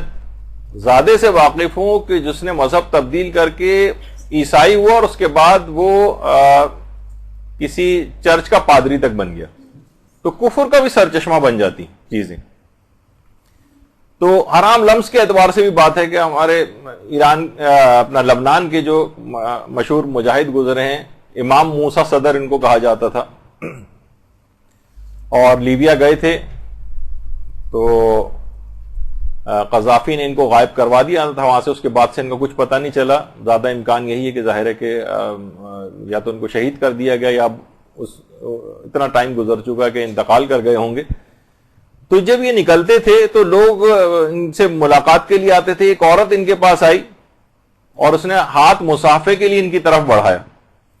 تو موسیٰ صدر نے اپنا ہاتھ سینے پہ رکھ لیا اور اوائڈ کیا مصافحہ. تو اس عورت نے کہا کہ کیا بات ہے, یعنی کیا مجھ سے ہاتھ ملانے سے آپ کا ہاتھ نجس ہو جائے گا؟ تو آقا موسیٰ صدر نے فرمایا نہیں, میں اس وجہ سے ہاتھ نہیں ملا رہا ہوں تاکہ آپ کی طہارت برقرار رہے. تو یہ تمام چیزیں ایسی ہیں کہ تمام گناہوں سے اپنے آپ کو انسان بچائے. ایک عوامی مہم پہ انسان نکلا ہوا ہے, وہ اپنے ووٹرز کو عام طور پر آپ دیکھتے ہیں کہ لوگ اپنے ماننے والوں کو ان کے خلاف مزاج بات نہیں کرتے، لیکن جو اسلام کی تعلیمات کے اوپر عمل پیرا ہوتے ہیں وہ کسی بھی اللہ کے علاوہ کسی کو خاطر میں اس وقت نہیں لا رہے ہوتے۔ اچھا، اب طالب علم کے یہ تو 8 باتیں ہو گئی۔ اب طالب علم کے لیے کچھ اور خصوصی باتیں ایسی ہیں کہ جو خاص طور پر کہی جاتی ہیں کہ اس کا خیال ان کو بہت رکھنا ہے، اور ایک ہے اس میں اپنے مطالعے کے لیے ایک نظام الاوقات کا تعین کرنا۔ یہ آیت اللہ جعفر مرتضی عملی ہیں، جب تک کتابیں آپ کے پاس بکھری ہوئی نہیں پڑی ہوں گی مطالعے کے لیے، ایک نظام الاوقات ترتیب دینا پڑے گا، ایک ٹائم ٹیبل بنانا پڑے گا کہ اتنے گھنٹے مجھے روزانہ پڑھنا ہے، خواہ کم مدت سے شروع کریں، 1 گھنٹے کی مدت سے شروع کریں، اگرچہ بہت کم ہے، آگے چل کے خود ہی آپ کا ایک ٹیمپو بنتا چلا جائے گا جب ملائکہ کی آمد و رفت اس گھر کے اندر ہوگی۔ تو اس حد تک ہمارے علماء اس کے پابند رہے ہیں اپنے نظام الاوقات کے ٹائم ٹیبل کے، کہ آیت اللہ شاہ آبادی فرماتے ہیں، جو امام خمینی کے بھی استاد تھے عرفانیت کے، آیت اللہ شاہ آبادی، وہ فرماتے تھے کن کے متعلق؟ آیت اللہ شیخ محمد حسن صاحب جواہر الکلام، ان کی بہت مشہور کتاب ہے جواہر الکلام۔ کہتے تھے رات کو یہ لکھنے کا کام کیا کرتے تھے۔ فرماتے ہیں کہ ان کا ایک جمع سال بیٹا جو خود ایک فاضل اور عالم تھا اور بے تحاشا شدید محبت بھی کرتے تھے آیت اللہ شیخ محمد حسن، اس کا انتقال ہو گیا۔ اچھا، کسی وجہ سے مراسم تشییع جنازہ اگلے دن تک کی تاخیر ہوئی، یعنی اب تدفین اسی کل کی جائے گی، تو رات بھر جنازے کو گھر کے اندر ہی رکھا۔ اچھا، عام طور پر مکروہات میں سے ایک ہے کہ میت کو اکیلا چھوڑنا، تو عام طور پر ہم نے دیکھنے میں آتا ہے کہ مساجد وغیرہ میں بھی لوگ آتے ہیں، مثلا اگر تدفین صبح کو کرنی ہے تو ساری رات ایک کولڈ اسٹوریج کے اندر مردے کو ڈال دیا جاتا ہے کہ بس وہ وہاں پر، جبکہ مکروہات میں سے کہ اس کو اکیلا چھوڑنا، کیونکہ وہ ڈرتا ہے، وحشت کر رہا ہوتا ہے، تو اس کے پاس کوئی نہ کوئی موجود ہو۔ تو آیت اللہ شیخ محمد حسن صاحب جواہر الکلام گھر میں جوان بیٹے کا جنازہ رکھا ہوا تھا، تو ہر شب کی طرح جب رات کو، کیونکہ وہ لکھا کرتے تھے اپنی کتاب جواہر الکلام کی، اس زمانے میں وہ تدوین کر رہے تھے، تالیف، تو اس رات بھی کئی گھنٹے اس کے سرہانے بیٹھ کر جواہر الکلام کی تالیف کی۔ یہ جو کتاب ان کے ہاتھ میں ہے جواہر الکلام، یعنی کئی گھنٹے اپنے بیٹے کے جنازے کے پاس بیٹھ کر انہوں نے اپنی اس کتاب کو لکھا ہے۔ یعنی آدمی کو ایک ایسا وہ ہونا چاہیے کہ اپنے جو ٹائم ٹیبل ہے اس کا، یعنی اس سے ذرا، جس کو ہم عام زبان میں کہتے ہیں کہ جنون، اپنے ایک علم کے حوالے سے، اپنے ایک تبلیغات کے حوالے سے، یہ جب تک پیدا نہیں ہوگا نا تب تک ایک نورانیت نہیں آتی ہے اس کے اندر۔ جب ان افراد نے بڑے بڑے مقامات کو بھی حاصل کیا ہے، تو طالب علم اسی طریقے سے طالب علم کو چاہیے کہ ہمیشہ وہ طالب علم رہے اور نظام الاوقات کو اپنے ترتیب دے،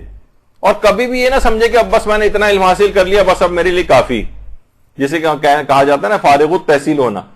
بڑے ایک لطیفے کے طور پر بھی بات علماء بیان کرتے ہیں کہ آیت اللہ وحید خراسانی کے پاس پاکستانی طالب علموں کا ایک وفد گیا، وہاں سے چند سال پڑھ لیا تھا، اس کے بعد اپنے ملک جانا تھا ان کو، تو کہا کہ چلیں آیت اللہ وحید خراسانی کے پاس چلتے ہیں، کوئی نصیحت بھی ان سے ہوگی۔ آیت اللہ وحید خراسانی کے پاس طالب علم کا وفد گیا، تو انہوں نے پوچھا کیسے آنا ہوا؟ کہا کہ ہم مدرسے سے فارغ التحصیل ہو کر وطن واپس جا رہے ہیں۔ تو آیت اللہ وحید خراسانی مسکرائے اور کہا کہ ماشاءاللہ مبارک ہو، میں 90 سال کی عمر میں داخل ہونے کے بعد آج تک فارغ التحصیل نہیں ہوا، آپ اتنی جلدی فارغ التحصیل ہو کے جا رہے ہیں۔ تو یہی وجہ ہے کہ آقا محسن قراتی بھی بڑی اچھی بات کہتے تھے،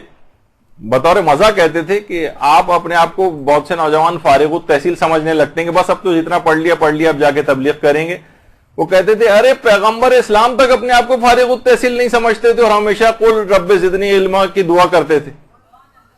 پیغمبر خود یعنی ہمیشہ اپنے علم میں اضافے کی دعا کرتے تھے، وہ تک اپنے آپ کو فارغ التحصیل نہیں سمجھتے تھے، اور آپ اپنے آپ کو فارغ التحصیل سمجھتے ہیں۔ یہاں پہ بھی ہوتا ہے کہ اس دعا کو بھی لوگ اپنے ڈرائنگ روموں میں زینت کے طور پہ تو لٹکاتے ہیں، لیکن اس پہ عمل نہیں کرتے ہیں اس دعا کے اوپر، کہ ہمیشہ اپنے علم میں اضافے کی دعا ہی نہیں کرنی، کوشش بھی کرنی ہے، اس کا مطالعہ بھی ہونا چاہیے، پھر تبلیغات اس لحاظ سے اس میں کام آنی چاہیے. تو یہ سب چیزیں. اور مثلا آپ کا روزانہ طے ہو کہ اتنے صفحات مجھے فلاں چیز کے مطالعہ کرنے، 10 فقہی مسائل مجھے پڑھنے ہیں، اخلاق کی یہ حدیثیں پڑھنی ہیں، عقائد کی فلاں باتیں پڑھنی ہیں، اس طرح سے تاکہ مکمل علم آپ کے پاس اس انداز سے آئے. یہاں تک کہ امام خمینی کے متعلق کہا جاتا ہے کہ اس قدر پابند تھے، اپنے درس کے اندر بھی اوقات کے بہت پابند تھے. آپ لوگوں کو بھی اس لحاظ سے ایک درس کے اندر ایک نصیحت یہی ہے کہ کوشش کریں کہ جس وقت یہاں کلاسز جو ٹائمنگز ہیں اس سے کچھ پہلے ہی یہاں پر پہنچ جائیں. یعنی یہ نہ ہو کہ بعد میں آ رہے ہیں تو پھر ٹیچر بھی پریشان ہو رہا ہے اور کلاس بھی ڈسٹرب ہو رہی ہے. تو ہمیشہ تو امام خمینی اس قدر پابند تھے اپنے درس کے بھی اعتبار سے کہ لوگ باقاعدہ اپنے گھڑیاں ملایا کرتے تھے ان کی آمد سے، اتنے پابند تھے. اور طالب علموں سے کہتے تھے دیکھو تم لوگ بھی درس کے اوقات کی پابندی کیا کرو، اگر فقط ثواب کمانا مقصد ہے تو جاؤ کسی مسجد میں چلے جاؤ، بہت سے ثواب کمانے کی جگہ اور ہے، لیکن درس پڑھنا ہے تو ٹائم کی پابندی کرو. تو اس قدر ٹائم کی پابندی کرتے تھے کہ خود جب امام خمینی کے بیٹے مصطفیٰ خمینی عراق میں شہید کر دیے گئے، مصطفیٰ خمینی کو عراق میں شہید کیا گیا تھا. مصطفیٰ خمینی خود بہت ہی بڑی علمی شخصیت تھی اور کہا جاتا ہے کہ اتنی زبردست قسم کی تفسیر قرآن اس زمانے میں لکھ رہے تھے کہ جو ان کی شہادت کی وجہ سے نامکمل رہ گئے، کہ وہ ایک نابغہ یعنی بہت ہی زبردست ایک تفسیر لوگوں کے سامنے آتی جو مصطفیٰ خمینی تحریر فرما رہے تھے. تو جب ان کی شہادت ہوئی تو مصطفیٰ خمینی کے برابر میں دائیں ہاتھ پہ ان کے بھائی احمد خمینی جو امام خمینی کے بیٹے تھے، احمد خمینی فرماتے کہ ہم نے دیکھا کہ اس دن بھی جس دن میرے بھائی مصطفیٰ کی شہادت ہوئی ہے اس دن بھی امام خمینی جتنا مطالعہ روز کرتے تھے اتنا ہی مطالعہ اس دن بھی روز کیا. حتیٰ کہ فرماتے ہیں کہ اس دن بھی لوگ سوچ رہے تھے کہ آج تو شاید نماز جماعت کے لیے تشریف نہیں لائیں گے، لیکن اس کے باوجود جیسے ہی ٹائم ہوا نماز جماعت کا، امام خمینی نماز جماعت پڑھانے کے لیے تشریف لائے. اور یہ بھی بات بیان فرماتے تھے کہ اتنا جس قدر مطالعے کے عادی تھے، جتنا مطالعہ اس دن کرنا چاہیے تھا ان کو، ہم نے ان کی کتاب کھول کر دیکھا تو 70 صفحات اس دن میں مطالعہ کیے ہوئے پڑے ہوئے تھے جس دن شہادت ہوئی ہے. 70 صفحات امام خمینی نے اس دن بھی مطالعہ کیے ہیں، اپنے بیٹے کی شہادت والے روز بھی. تو یہ بڑے افراد ہیں، ان کے بڑی بننے کی وجوہات بھی ہوتی ہیں، چیزیں بھی ہوتی ہیں. ہم لوگ سوچتے ہیں کہ بس یہ ایسے ہی بڑے بن گئے، ایسے نہیں بڑے بنتے، اس کے پیچھے ایک بہت کارنامے ان کے ہوتے ہیں، بہت سی باتوں کی پابندی ہوتی ہے جس کی پابندی سے یہ لوگ اس مقام تک پہنچتے ہیں. اس کے علاوہ علماء ایک چیز اور فرماتے ہیں جس سے ملائکہ کی بہت آمد و رفت ہوتی ہے، وہ ہے کہ گھروں میں تلاوت قرآن زیادہ سے زیادہ ہونی چاہیے. جس گھر میں بھی تلاوت قرآن زیادہ ہوگی وہاں پر ملائکہ ضرور تشریف لائیں گے. اور بلکہ علماء فرماتے ہیں خود مصحف کا گھر کے اندر رکھا ہوا ہونا بھی فرشتوں کو بلانے کے لیے کافی ہوتا ہے. یعنی مصحف بند کیا ہوا بھی رکھا ہو تب بھی ملائکہ وہاں پر آتے ہیں، لیکن اس کی اثر پذیری اور ملائکہ کی زیادہ آمد و رفت اس وقت شروع ہوتی ہے کہ جب اس گھر کے رہنے والے اس کی بارہا تلاوت کریں. شیاطین پھر وہاں سے راہ فرار اختیار کرتے ہیں. اچھا، ملائکہ کو زیادہ نازل کروانے کے لیے اور شیاطین کو فرار کروانے کے لیے ویسے تو قرآن کے سارے سوروں کی تلاوت اہمیت رکھتی ہے، لیکن علماء فرماتے ہیں خاص طور پر سورہ احزاب کی تلاوت یہ ملائکہ کے نزول کا زیادہ سبب بنتی. یعنی سورہ احزاب کی تلاوت کریں، اس سے ملائکہ نازل ہوں گے اور جو شیاطین ہیں وہاں سے فرار اختیار کریں گے. اسی طرح سے یہ بھی کہتے ہیں علماء کہ کھانے سے پہلے بسم اللہ پڑھنا. دوپہر کے اس موقع پر یہ والی تصویر دکھانا اتنا مناسب نہیں تھا، لیکن بہرحال فرماتے ہیں کہ کھانا کھانے سے پہلے بسم اللہ، کیونکہ اگر کسی شخص نے بسم اللہ نہیں پڑھی تو اطراف میں راہ چلتے شیاطین بھی فوراً اٹریکٹ ہو کر وہاں پر آ جاتے ہیں اس گھر کے اندر، وہ کھانے میں اس کے ساتھ شریک ہو جاتے ہیں. یعنی اگر کوئی شخص کھانے سے پہلے بسم اللہ نہ پڑھے تو اطراف میں گزرنے والے شیاطین بھی کھانے کے لیے اس کے گھر میں آ جائیں گے. یعنی ملائکہ وہاں سے جائیں گے اور شیاطین ان کی جگہ لے لیں گے. تو یہ ایک ہے، یعنی ایک لحاظ سے بچوں کو بھی بات سکھانے والی ہے کہ وہ کھانا کھانے سے پہلے بسم اللہ ضرور پڑھیں. اسی طریقے سے کہا جاتا ہے، روایات میں بھی بات آئی ہے کہ جس گھر میں بھی گانے بجانا ہوتا ہے، گانے سنے جا رہے ہوتے ہیں، وہاں وہ گھر مصائب سے بھی محفوظ نہیں ہوتا، دعائیں قبول نہیں ہوتی اور ملائکہ بھی اس گھر کے اندر داخل نہیں ہوتی. تو بہرحال یہ گانا بجانا اور یہ تمام موسیقی کی آوازیں گھروں کے اندر اس انداز سے گونجنا کہ لوگ گانے سن رہے ہیں، موسیقیاں سن رہے ہیں، یہ وہاں سے جتنی یہ آوازیں گانوں کی گھروں کے اندر گونجیں گی اتنی زیادہ وہاں سے ملائکہ فرار اختیار کریں گے اور شیاطین ان کی جگہ لے لیں گے۔ اچھا، ایک چیز اور علماء فرماتے ہیں کہ طالب علموں کو یہ بات چاہیے کہ قرآن کی آیات اور برمحل احادیث مبارکہ ان کو یاد ہو۔ حضرت فاطمہ الزہرا سلام اللہ علیہا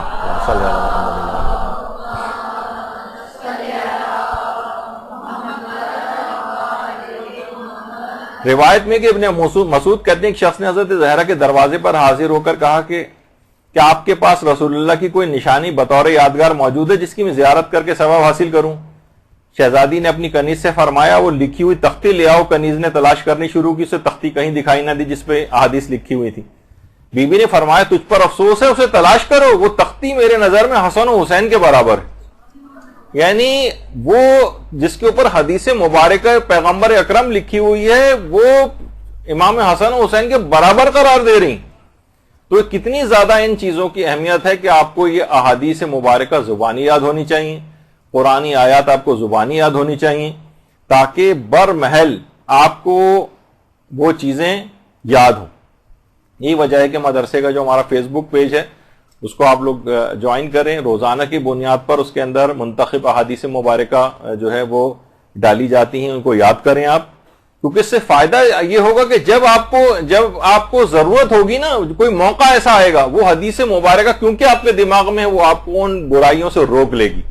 کسی نیکی کے انجام دینے کا موقع ہوگا تو وہ دماغ میں پڑی ہوئی وہ حدیث مبارکہ آپ کو ابھارے گی کہ آپ وہ نیک کام کر لیں۔ اس وجہ سے ان کا دماغوں میں ہونا ضروری ہے، کتابوں کے قبرستان یا لائبریری کے قبرستان کے اندر نہیں کہ آپ نے کہا کہ یہ لائبریری ہے تو میری شیلف کے اندر لگی ہوئی ہیں اور آپ پڑھتی ہیں نہیں اس کو، تو یہ دماغ میں ہونی چاہیے۔ تو یہ سب چیزیں یاد ہوں گی تو حرام و حلال کی اس قدر اہمیت ہے کہ بہرحال روز قیامت جس کو 40 حدیثیں بھی یاد ہوں گی تو روایت میں خدا اسے فقیہ اور عالم کے طور پر مشہور کرے گا، اسے عذاب بھی نہیں دے گا۔ اور فقط 2 احادیث کے متعلق بھی یہ بات آتی ہے احادیث میں کہ 2 حدیثیں سیکھ کر بھی اپنی ذات کو کوئی فائدہ پہنچائے اور دوسرے لوگوں کو بھی اس سے فائدہ پہنچائے، جس سے لوگ فائدہ اٹھائیں، تو یہ عمل 60 سال کی عبادت کا ثواب اس کو دلواتا ہے۔ تو یہ سب چیزیں آپ کو یاد کرنی پڑیں گی، احادیث مبارکہ یاد ہوں، قرآنی آیات جو ہیں وہ یاد ہوں۔ اب اتنا وقت نہیں ہے ہمارے پاس، تیز رفتاری سے بس اس کو ختم کرتے ہیں۔ تو کتنے ہمارے دیکھیے یہ احادیث کی جو خدمت ہے، کتنے ائمہ کے اصحاب ایسے ہیں کہ کتنے بڑے بڑے مقامات انہوں نے حاصل کی۔ جیسے کہا جاتا ہے کہ حضرت زرارہ ابن اعین 6 امام کے اور 5ویں امام کے بھی اصحاب میں سے تھے۔ امام نے فرمایا تھا کہ 6 امام نے ان کے متعلق کہ اگر زرارہ نہ ہوتے تو میرے والد کی احادیث ختم ہو جاتی۔ اور اس قدر یعنی پورا خاندان آل اعین، یہ آل اعین پورا خاندان، اس نے دین کی اس قدر خدمات انجام دی ہیں۔ اچھا، آل اعین کوفی تھے، یعنی ان کے والد کوفے میں رہتے تھے۔ اچھا، زرارہ کے جو والد تھے وہ عیسائی تھے، زرارہ کے والد عیسائی تھے، اور زرارہ کے جو والد، زرارہ کے دادا عیسائی تھے، زرارہ کے جو والد تھے وہ عیسائی سے مسلمان ہو گئے تھے۔ تو آپ نے دیکھا اس کے بعد ان کے اس بیٹے نے اتنی احادیث کی خدمت کی، اتنی ائمہ کی خدمت کی کہ باقاعدہ یعنی امام نے فرمایا تھا کہ اگر زرارہ نہ ہوتے تو آثار نبوت مٹ کے رہ جاتے، اتنی زیادہ خدمت کی۔ 2000 تقریباً 2000 سے زائد 2084 کے قریب 2094 بلکہ احادیث زرارہ سے روایات کتابوں کے اندر آئی ہیں۔ ان کے 2 بھائی بھی فقیہ تھے اور عالم تھے، ان کے بیٹے بھی فقیہ تھے، تو اس لحاظ سے روایات کے اندر بہت زیادہ، اور خود زرارہ جو ہیں قبرستان جنت البقیع میں کسی مقام پر دفن ہے۔ تو اتنے یعنی احادیث کی خدمت کی وجہ سے، تو آپ احادیث کی خدمت کیا کریں گی کہ ان کو حفظ کریں گی اور دیگر لوگوں تک اس کو پہنچائیں گی، برمحل ان کا انتخاب کر کے لوگوں کے سامنے اس کو ذکر کریں گی، یہ آپ کی احادیث کی خدمت ہوگی۔ اب اتنا وقت نہیں ہے ہمارے پاس، کچھ چیزیں اس کے اندر اور بھی تھیں کہ جو کہ بیان کرنی ہے، لیکن یہ کہ بہرحال بس اس کے اندر ایک بات یہ کہ بچوں کو بھی کوشش کریں کہ شروع سے اس بات کا عادی بنائیں بچے جب تک مدرسے نہیں آئیں گے، مدرسۃ القائم میں بچوں کا بھی انتظام ہوتا ہے، کوشش کریں کہ اپنے خاندان، اپنے گھر کے بچے جو ہیں وہ اپنے علاقے کے بھی جو دینی مدارس ہیں وہاں پر ان کو داخل کروائیں، کیونکہ یہ بچپن سے ہی انسان ان چیزوں کا عادی بنتا ہے۔ علماء تک اپنے بچوں کو، آپ دیکھ رہے ہیں ایک عالم ہے، اس نے اپنے بچوں کو بھی عالم بنایا ہوا ہے، چھوٹے بچے وہ بھی امامہ لگا کر بیٹھے ہوئے ہیں وہاں پر۔ تو اس سے کیا ہوتا ہے کہ ایک فضا ایک گھر کے اندر ایک سازگار ہوتی ہے، چاہے وہ عام دنیاوی تعلیم بھی کیوں نہ حاصل کریں، بچپن سے دینی تعلیم کا بھی باقاعدہ ایک انتظام ایک ٹیوشن ٹیچر کے طور پر گھر کے اندر لگائیں، کہ ایک ٹیوٹر کے طور پر کوئی نہ کوئی ان کو پڑھانے کے لیے آئے۔ تو اب پوری نسلیں اس طرح سے چلتی ہیں۔ اگر آپ دیکھیں آیت اللہ سیستانی کے جو دادا تھے سید حسین صفوی، آیت اللہ سید حسین صفوی یہ قاضی القضات تھے اپنے زمانے کے، وہاں سے سلسلہ چلا۔ اس کے بعد امام خمینی کے جو والد تھے باقر سیستانی، جن کا امام زمانہ سے ملاقات کا واقعہ بھی بہت مشہور ہے، ایک عورت کے پردے کے حوالے سے جو بہت مشہور ہے، جو بھی پڑھنے کا ٹائم نہیں، یہ آیت اللہ سیستانی کے والد ہیں باقر سیستانی، انہی کے نام پر انہوں نے اپنے بیٹے کا بھی نام رکھا ہے۔ اور آیت اللہ سیستانی کے جو بھائی تھے یہ محمود سیستانی، اب تو انتقال کر گئے، یہ بھی عالم دین اور بہت بڑے مجتہد۔ آیت اللہ سیستانی پھر خود اپنے والد اور اپنے دادا کے بعد، یعنی یہ خود یعنی سوچیں کہ کیا یہ خاندان ہے کہ ایک سے ایک بڑھ کر اس کے اندر، دادا قاضی القضات، اس کے بعد والد بھی آیت اللہ، اس کے بعد خود آیت اللہ سیستانی مرجع عالم، اور اس کے بعد پھر اپنے جو ان کے بیٹے ہیں باقر اور رضا، یہ خود تقریباً درجہ اجتہاد پہ ایک ہیں اور دوسرے کے تو در سے خارج چل رہے ہیں۔ اور آیت اللہ سیستانی کے جو پوتے ہیں دونوں، یہ بھی دونوں عالم دین، یعنی یہ 5 نسلیں تو میں نے آپ کے سامنے اسی طرح سے جو ہے وہ ذکر کر دی، ایک سے ایک بڑھ کر اس کے اندر جو ہے وہ افراد موجود ہے۔ تو یہ اس سے ہوتا ہے گھر میں جب ایسی فضا سازگار ہو علم دین حاصل کرنے کی، تو پھر اولادوں میں بھی یہ سلسلہ چلتا ہے۔ تو آپ نے دیکھا دادا، والد، آیت اللہ سیستانی، پھر ان کے بیٹے اور پوتوں تک جو ہے یہ سلسلہ اس انداز سے چلتا ہوا آ رہا ہے۔ تو اسی طرح سے آیت اللہ بہجت کے جو والد تھے، ان کا نام بھی محمود تھا۔ آیت اللہ بہجت بہت چھوٹے تھے، ایسی تربیت والد نے کی کہ بہجت جو ہے سوچیں کہ کتنے بڑا ایک مرد عارف جو ہے وہ بن گیا۔ تو بچپن سے یہ سلسلہ جوانوں کے اندر یہ شوق بیدار ہوتا ہے، تو پھر کہیں جا کر اس قسم کے افراد نظر آتے ہیں، اور اس کے لیے دعائیں بھی کرنی چاہیے۔ آیت اللہ شیخ جعفر علی کشف الغطا کے متعلق ملتا ہے کہ خانہ کعبہ کو دیکھ کر دعا کرتے تھے کہ پروردگارہ میرے خاندان اور اولادوں کو فقیہ بنا دے، اور پروردگار نے ان کی اس طلب کو دیکھ کر دعا کو قبول کیا، ان کے نامور فقیہ ان کے خاندان میں پیدا ہوا، ایک سلسلہ پورا جو ہے وہ قائم ہو گیا۔ تو اپنی دعاؤں کے اندر اس سلسلے کو جاری رکھنا ہے کہ علم دین ہماری نسلوں کے اندر باقی رہے۔ تو اس لحاظ سے بہت اس بات کی اہمیت ہے۔ اچھا دیکھیے گھروں میں ہمارے عام طور پر پڑھائی لکھائی کے سلسلے میں کیا ہوتا ہے، فضا سازگار نہیں ہوتی۔ دنیاوی پڑھائی کے لیے بھی کون سی چیزیں اختیار کی جاتی ہیں جو مائیں عام طور پر کرتی، کہا جاتا ہے کہ اولاد کی تربیت یا پڑھانے لکھانے کے لیے ماؤں کے جو خصوصی آلات ہوتے ہیں تربیت کے، وہ یہ ہیں جو آپ کے سامنے ہینگر اور پنکھے وغیرہ سے پٹائی وغیرہ کا، اس سے گھر کا اچھا ماحول تھوڑی بنے گا۔ اس مار پٹائی سے آج تک کوئی بچہ پڑھ کے نہیں دیا۔ ہاں البتہ بچپن سے شوق اگر بیدار ہو گیا تو ایسا شوق ہوتا ہے کہ پھر وہ جوتوں کے پاس بیٹھ کر بھی پھر علم حاصل کرتا ہے، اور پھر بڑھاپے تک یہ شوق چلتا ہے، یعنی کتابوں کے ساتھ وہ بڑا عالم بن جائے گا۔ کتابوں کے ساتھ آپ دیکھیں بانو امین اصفہانی جو خواتین میں ایک خاتون جو مجتہدہ بنی اور ایسی عارفہ تھی، وہ خود فرماتی ہیں کہ میرے علاقے میں حضرت اسرائیل کسی کی قبض روح کے لیے آتے ہیں تو مجھے اس کی اطلاع ہو جاتی کہ آج کس گھر میں تشریف لے گئے۔ تو بانو امین اصفہانی، ان کے متعلق میں ویسے پہلے بیان کر چکا ہوں پچھلے نشستوں میں جو کلاسز ہوئی ہیں یہاں پر، کہ بانو امین اصفہانی کے 11 اولادیں تھیں۔ کوئی سوچ سکتا ہے کہ 11 اولادوں کتنے زیادہ مسائل ہوتے ہیں ان کے تربیتی، اس کے باوجود بھی اتنا علم حاصل کیا کہ درجہ اجتہاد تک پہنچی۔ لیکن اس کے لیے ویسے ہی کہ ایک دفعہ ایک بیٹے کا انتقال ہو گیا تھا، جس وقت یہ طالب علم تھیں اور علم حاصل کرتی تھیں، تو وہ عالم دین کو گھر پہ پڑھانے کے لیے آتے تھے. اس دن انہوں نے خود چھٹی کر لی, آج تو بانو کے بیٹے کا انتقال ہوا, آج کہاں پڑھیں گی؟ تو انہوں نے باقاعدہ ان کو کسی کو بھیج کر بلوایا کہ آج آپ پڑھانے تشریف نہیں لائے. کہا کہ خانم میں سمجھ رہا تھا کہ آپ آج بیٹے کا انتقال ہو. کہا نہیں, علم دین کے لیے. یعنی انہوں نے اپنے جو معمولات زندگی اس کو متاثر نہیں کیا. تو یہ تبھی اس بلندی اور اوج تک یہ افراد پہنچتے ہیں. تو بڑھاپے کے اندر بھی شوق اسی انداز سے برقرار رہتا ہے. مرجے ہو جاتے ہیں لیکن مطالعے کا شوق. آیت اللہ شبیری زنجانی آج بھی اتنا مطالعہ کرتے ہیں. اسی طرح ہمارے سارے مراجع کا یہی حال ہے. اور نماز کا شوق اگر بچپن سے ہو جائے, علم دین کا شوق بھی, نماز کا شوق ہو جائے, تو یہ پھر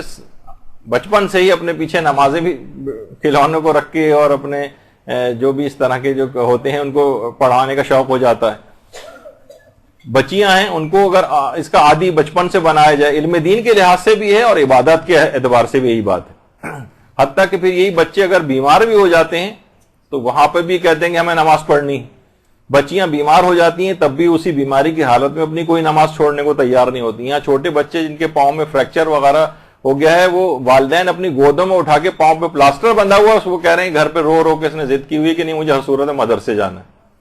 تو یہاں تک پھر ایسا ایک شوق جو ہے وہ بیدار ہو جاتا ہے. اور پھر جب یہ بوڑھے ہو جاتے ہیں اور کھڑے ہونے کے بھی قابل نہیں ہوتے تو نمازوں کو کسی صورت قضا نہیں ہوتے. لیٹ کے بھی نماز پڑھنے کی صورتحال ہوتی ہے تو لیٹ کر نماز پڑھتے ہیں. بیٹھ کر کتنے بزرگ ہو جائیں, اسپتالوں کے اندر ایڈمٹ ہو جائیں, لیکن اس کے باوجود بھی کھڑے ہونے کی بھی طاقت نہیں رہے تو بیٹھ کر اس انداز سے اپنی عبادت کو انجام دیتے ہیں. یعنی وہ شوق جو بچپن سے شروع ہوا تھا وہ کسی لمحے وہ شوق ختم ہونے نہیں آتا, چاہے وہ علم کا شوق ہو, عبادت کا شوق. تو اس لحاظ سے بہت ضرورت اس بات کی ہے. تو اچھا, اس میں آپ کو ایک بات اور بھی دیکھ رہی ہیں کہ گھریلو کام کاج سے آپ کو پہلو طے نہیں کرنا ہے کہ بس آپ کہنے اب تو میں مدرسے جا رہی ہوں تو اب تو میں گھر کا کھانا بھی نہیں پکاؤں گی اور گھر کی صفائی ستھرائی بھی نہیں کروں گی, اور والدین چلا رہے ہیں گھر پہ اور دیگر بھائی بہن ناراض ہو رہے ہیں, یہاں تک کہ یہ سب باتیں سبب بنے گی کہ آپ کا تعلیم دین کا سلسلہ ادھورا رہ جائے. تو آپ کو گھریلو کام بھی سب کرنے ہیں. حتیٰ کہ کتنے ہمارے بزرگ علماء وغیرہ جو ہیں, دیکھیں نمازوں کے اعتبار سے بھی یہ بات جو سلائڈس رہ گئی تھی آپ کو دکھانی, کہ اگر عادت ہو جائے اس کی تو کسی بھی عہدے پر اور جاب پہ بھی انسان ہو وہاں پہ بھی اپنی نمازوں کو انجام دیتا ہے. تو گھریلو کام کاج کے اعتبار سے بھی ہمارے علماء ہیں, مثلا اس بزرگی کے عالم میں بھی اگر مثلا ان کو روٹی لینے جانا پڑ رہی ہے تو وہ گھریلو کام کرتے بھی نظر آتے ہیں.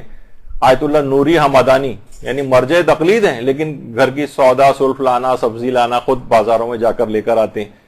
تو معمولی سا علم حاصل کرنے کے لیے یہاں آنے کے لیے اب گھریلو کام کاج سے اپنے آپ کو کہیں کہ نہیں اب تو میں گھر کے کام نہیں کروں گی, یہ ایک اچھا رویہ نہیں ہوگا. اچھا, یہاں آنے کے اعتبار سے ایک چیز کا آپ کو اور خیال رکھنا ہے کہ اپنا حجاب بہت مناسب رکھنا ہے. بہت سے اساتذہ ایسے ہوں گے جو براہ راست سامنے بھی بیٹھ کر آپ سے گفتگو کریں گے تو وہ ان کی طرف سے ایک شکایت بھی آتی ہے کہ خواتین کا حجاب صحیح نہیں ہے, کبھی بال نظر آ رہے ہوتے ہیں, اپنا حجاب بار بار درست کر رہی ہیں, گردن کبھی ظاہر ہو جاتی ہے وغیرہ, تو وہ مایوب لگتا ہے کافی. تو آپ کو حجاب بہت مناسب کرنا ہے کہ بال, کلائیاں, سلیوز وغیرہ آپ چھپائیں کلائیوں کو. اور جس طریقے سے نمازوں کے سلسلے میں بھی ایک بات ہوتی ہے کہ کوئی بال جو ہے وہ نظر نہیں آنا چاہیے, اور ہاتھوں کو اگر بالکل پھیلایا جائے کم سے کم اتنا ہو کہ ایسا نہ ہو کہ وہ سلیوز اوپر ہو جائیں. نمازوں کے اندر بھی یہ احتیاط ہے. سوچیں کہ نماز کے اندر اتنی احتیاط ہے کہ اگر آپ کا ایک بال نظر آ رہا ہے, آپ نے تھوڑی سی بھی دیر چھپانے میں کی یا تو فوراً چھپا لیں. کچھ علماء تو کہتے ہیں نظر آیا اور نماز باطل, لیکن کچھ کہتے ہیں جیسا آیت اللہ سستانی کی اگر نماز کے دوران آپ متوجہ ہو گئیں تو فوراً اس بال کو اندر کر دیں. اگر آپ نے ذرا سی بھی تاخیر کی تو اس سے بھی نماز باطل ہو جائے گی اور دوبارہ نماز کو پڑھنا پڑے گا. تو یہاں پر علم دین حاصل کرنے کے لیے آ رہی ہیں, تو اس میں حجاب کی اگر آپ نے صحیح پابندی نہیں کی تو یہ ایک بے برکتی اس کے اندر آئے گی, اور ہو سکتا ہے کہ اس بے برکتی کے نتیجے میں علم دین سے ہاتھ دھو بیٹھنے پڑیں, یعنی اس کا سلسلہ رک جائے. تو سب سے بہتر علماء یہ فرماتے ہیں کہ سب سے بہتر حجاب تو سب مراجع کا ہے کہ سب سے بہتر حجاب چادر ہے. کالے رنگ کی ایک چادر ہو, بہتر یہاں رنگ برنگے مختلف لباس اور وہ سب پہن کر آنا, اس کے اندر پھر ظاہر اس کا خیال نہیں ہوتا. بعض اوقات وہ بہت اٹریکٹیو لباس بھی ہو جاتے ہیں جو پردے کے معیارات کو, حجاب کے مسائل کو اس کی خلاف ورزی ان کے اندر ہو جاتی ہے. تو کوشش کریں کہ ایک کالی چادر لے لیں، اس کے طور پر یہاں پر وہ آپ کے لیے آسانی بھی ہوگی، ہر دفعہ نئے کپڑے دوسروں کو دکھانے کا کوئی ایسا اہتمام یا نیت بھی نہیں ہو پائے گی اس کے اندر، وہ مناسب رہے گا۔ 2 باتیں بس اس کے اندر اور رہ گئی ہیں، یہ آپ خاص طور پر بہت زیادہ علم فراواں اگر کسی کو چاہیے تو دعاؤں سے بھی اس کو دعائیں بھی اس کو کرنی ہیں۔ تو ایک عمل ہے جو باقاعدہ شہید ثانی سے اور دیگر کچھ علماء سے ملا احمد نراقی نے اپنی کتاب خزائن کے اندر نقل کیا ہے، جو شخص مسلسل 2 مہینے تک روزانہ 400 مرتبہ ذکر کو دہرائے، یعنی 4 تسبیحیں روزانہ پڑھے، تو خدا اس کے مال اور علم میں برکت اور اضافہ فرمائے گا۔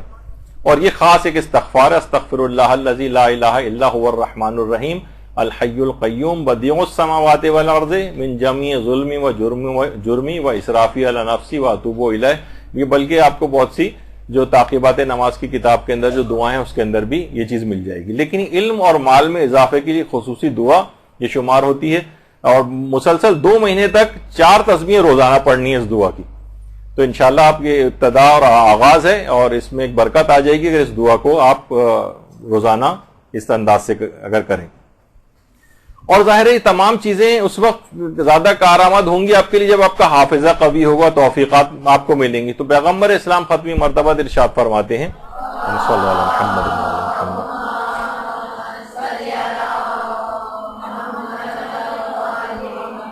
کہ جو شخص بھی باقاعدگی سے سورہ والشمس کی تلاوت کرے گا تو وہ جہاں کہیں ہوگا اللہ اسے توفیق عطا فرمائے گا اور اسے زیادہ حافظہ عطا فرمائے گا، اور وہ لوگوں میں باعظمت اور مقبول بھی ہو جائے گا۔ ظاہر ہے کہ اس کے اندر دیکھیے مقبول ہونے کی اس لحاظ سے اپنے لحاظ سے ضرورت نہیں ہے، لیکن بعض اوقات اس کے لحاظ سے ضرورت پیش آ جاتی ہے کہ انسان کی بات کا اثر ہو لوگوں کے اوپر، جبھی وہ تبلیغ کر سکے گا، اس کی بات کو لوگ مانیں۔ تو سورہ والشمس کی پابندی کے ساتھ طالب علم روزانہ شروع کر دے تلاوت۔ اچھا، پھر یہ کہ اگر واقعی آپ سنجیدہ ہو گئی پڑھائی میں تو پھر یہ تمام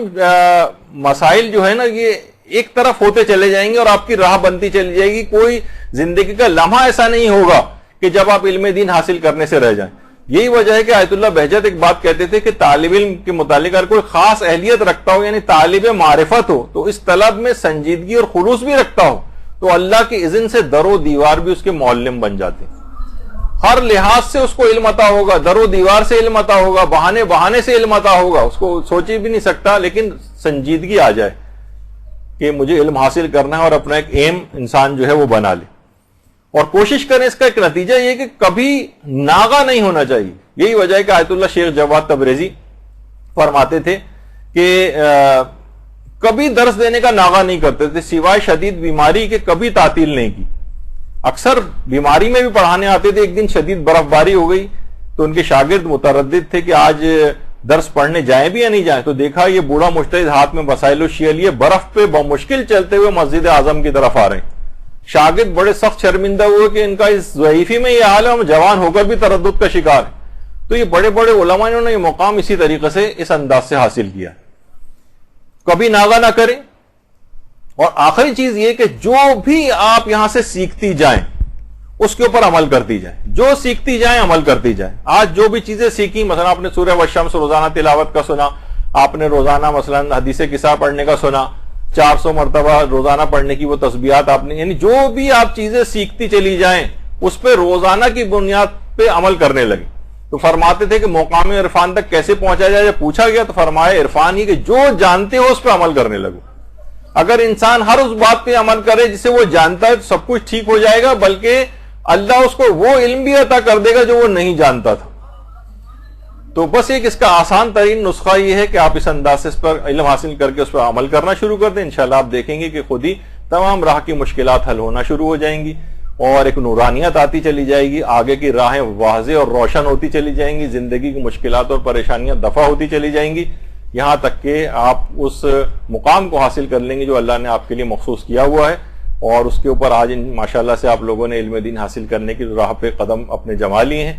انشاءاللہ اب دعا ہے کہ یہ سلسلہ سے انداز سے چلے اور اس میں کوئی تعطل نہ آنے پائے۔ بس یہاں پر گفتگو روکتے ہیں، انشاءاللہ اگلے جو ہوں گے موضوعات ان پہ گفتگو ہوگی، اور ذرا سے وقفے کے بعد ایک دوسرا ایک انتہائی اہم لیکچر سر وسیم امام صاحب آپ کا کر لیں گے اس متعلق۔ تو جب تک اگلی نشست کے لیے تک، والسلام علیکم ورحمۃ اللہ وبرکاتہ۔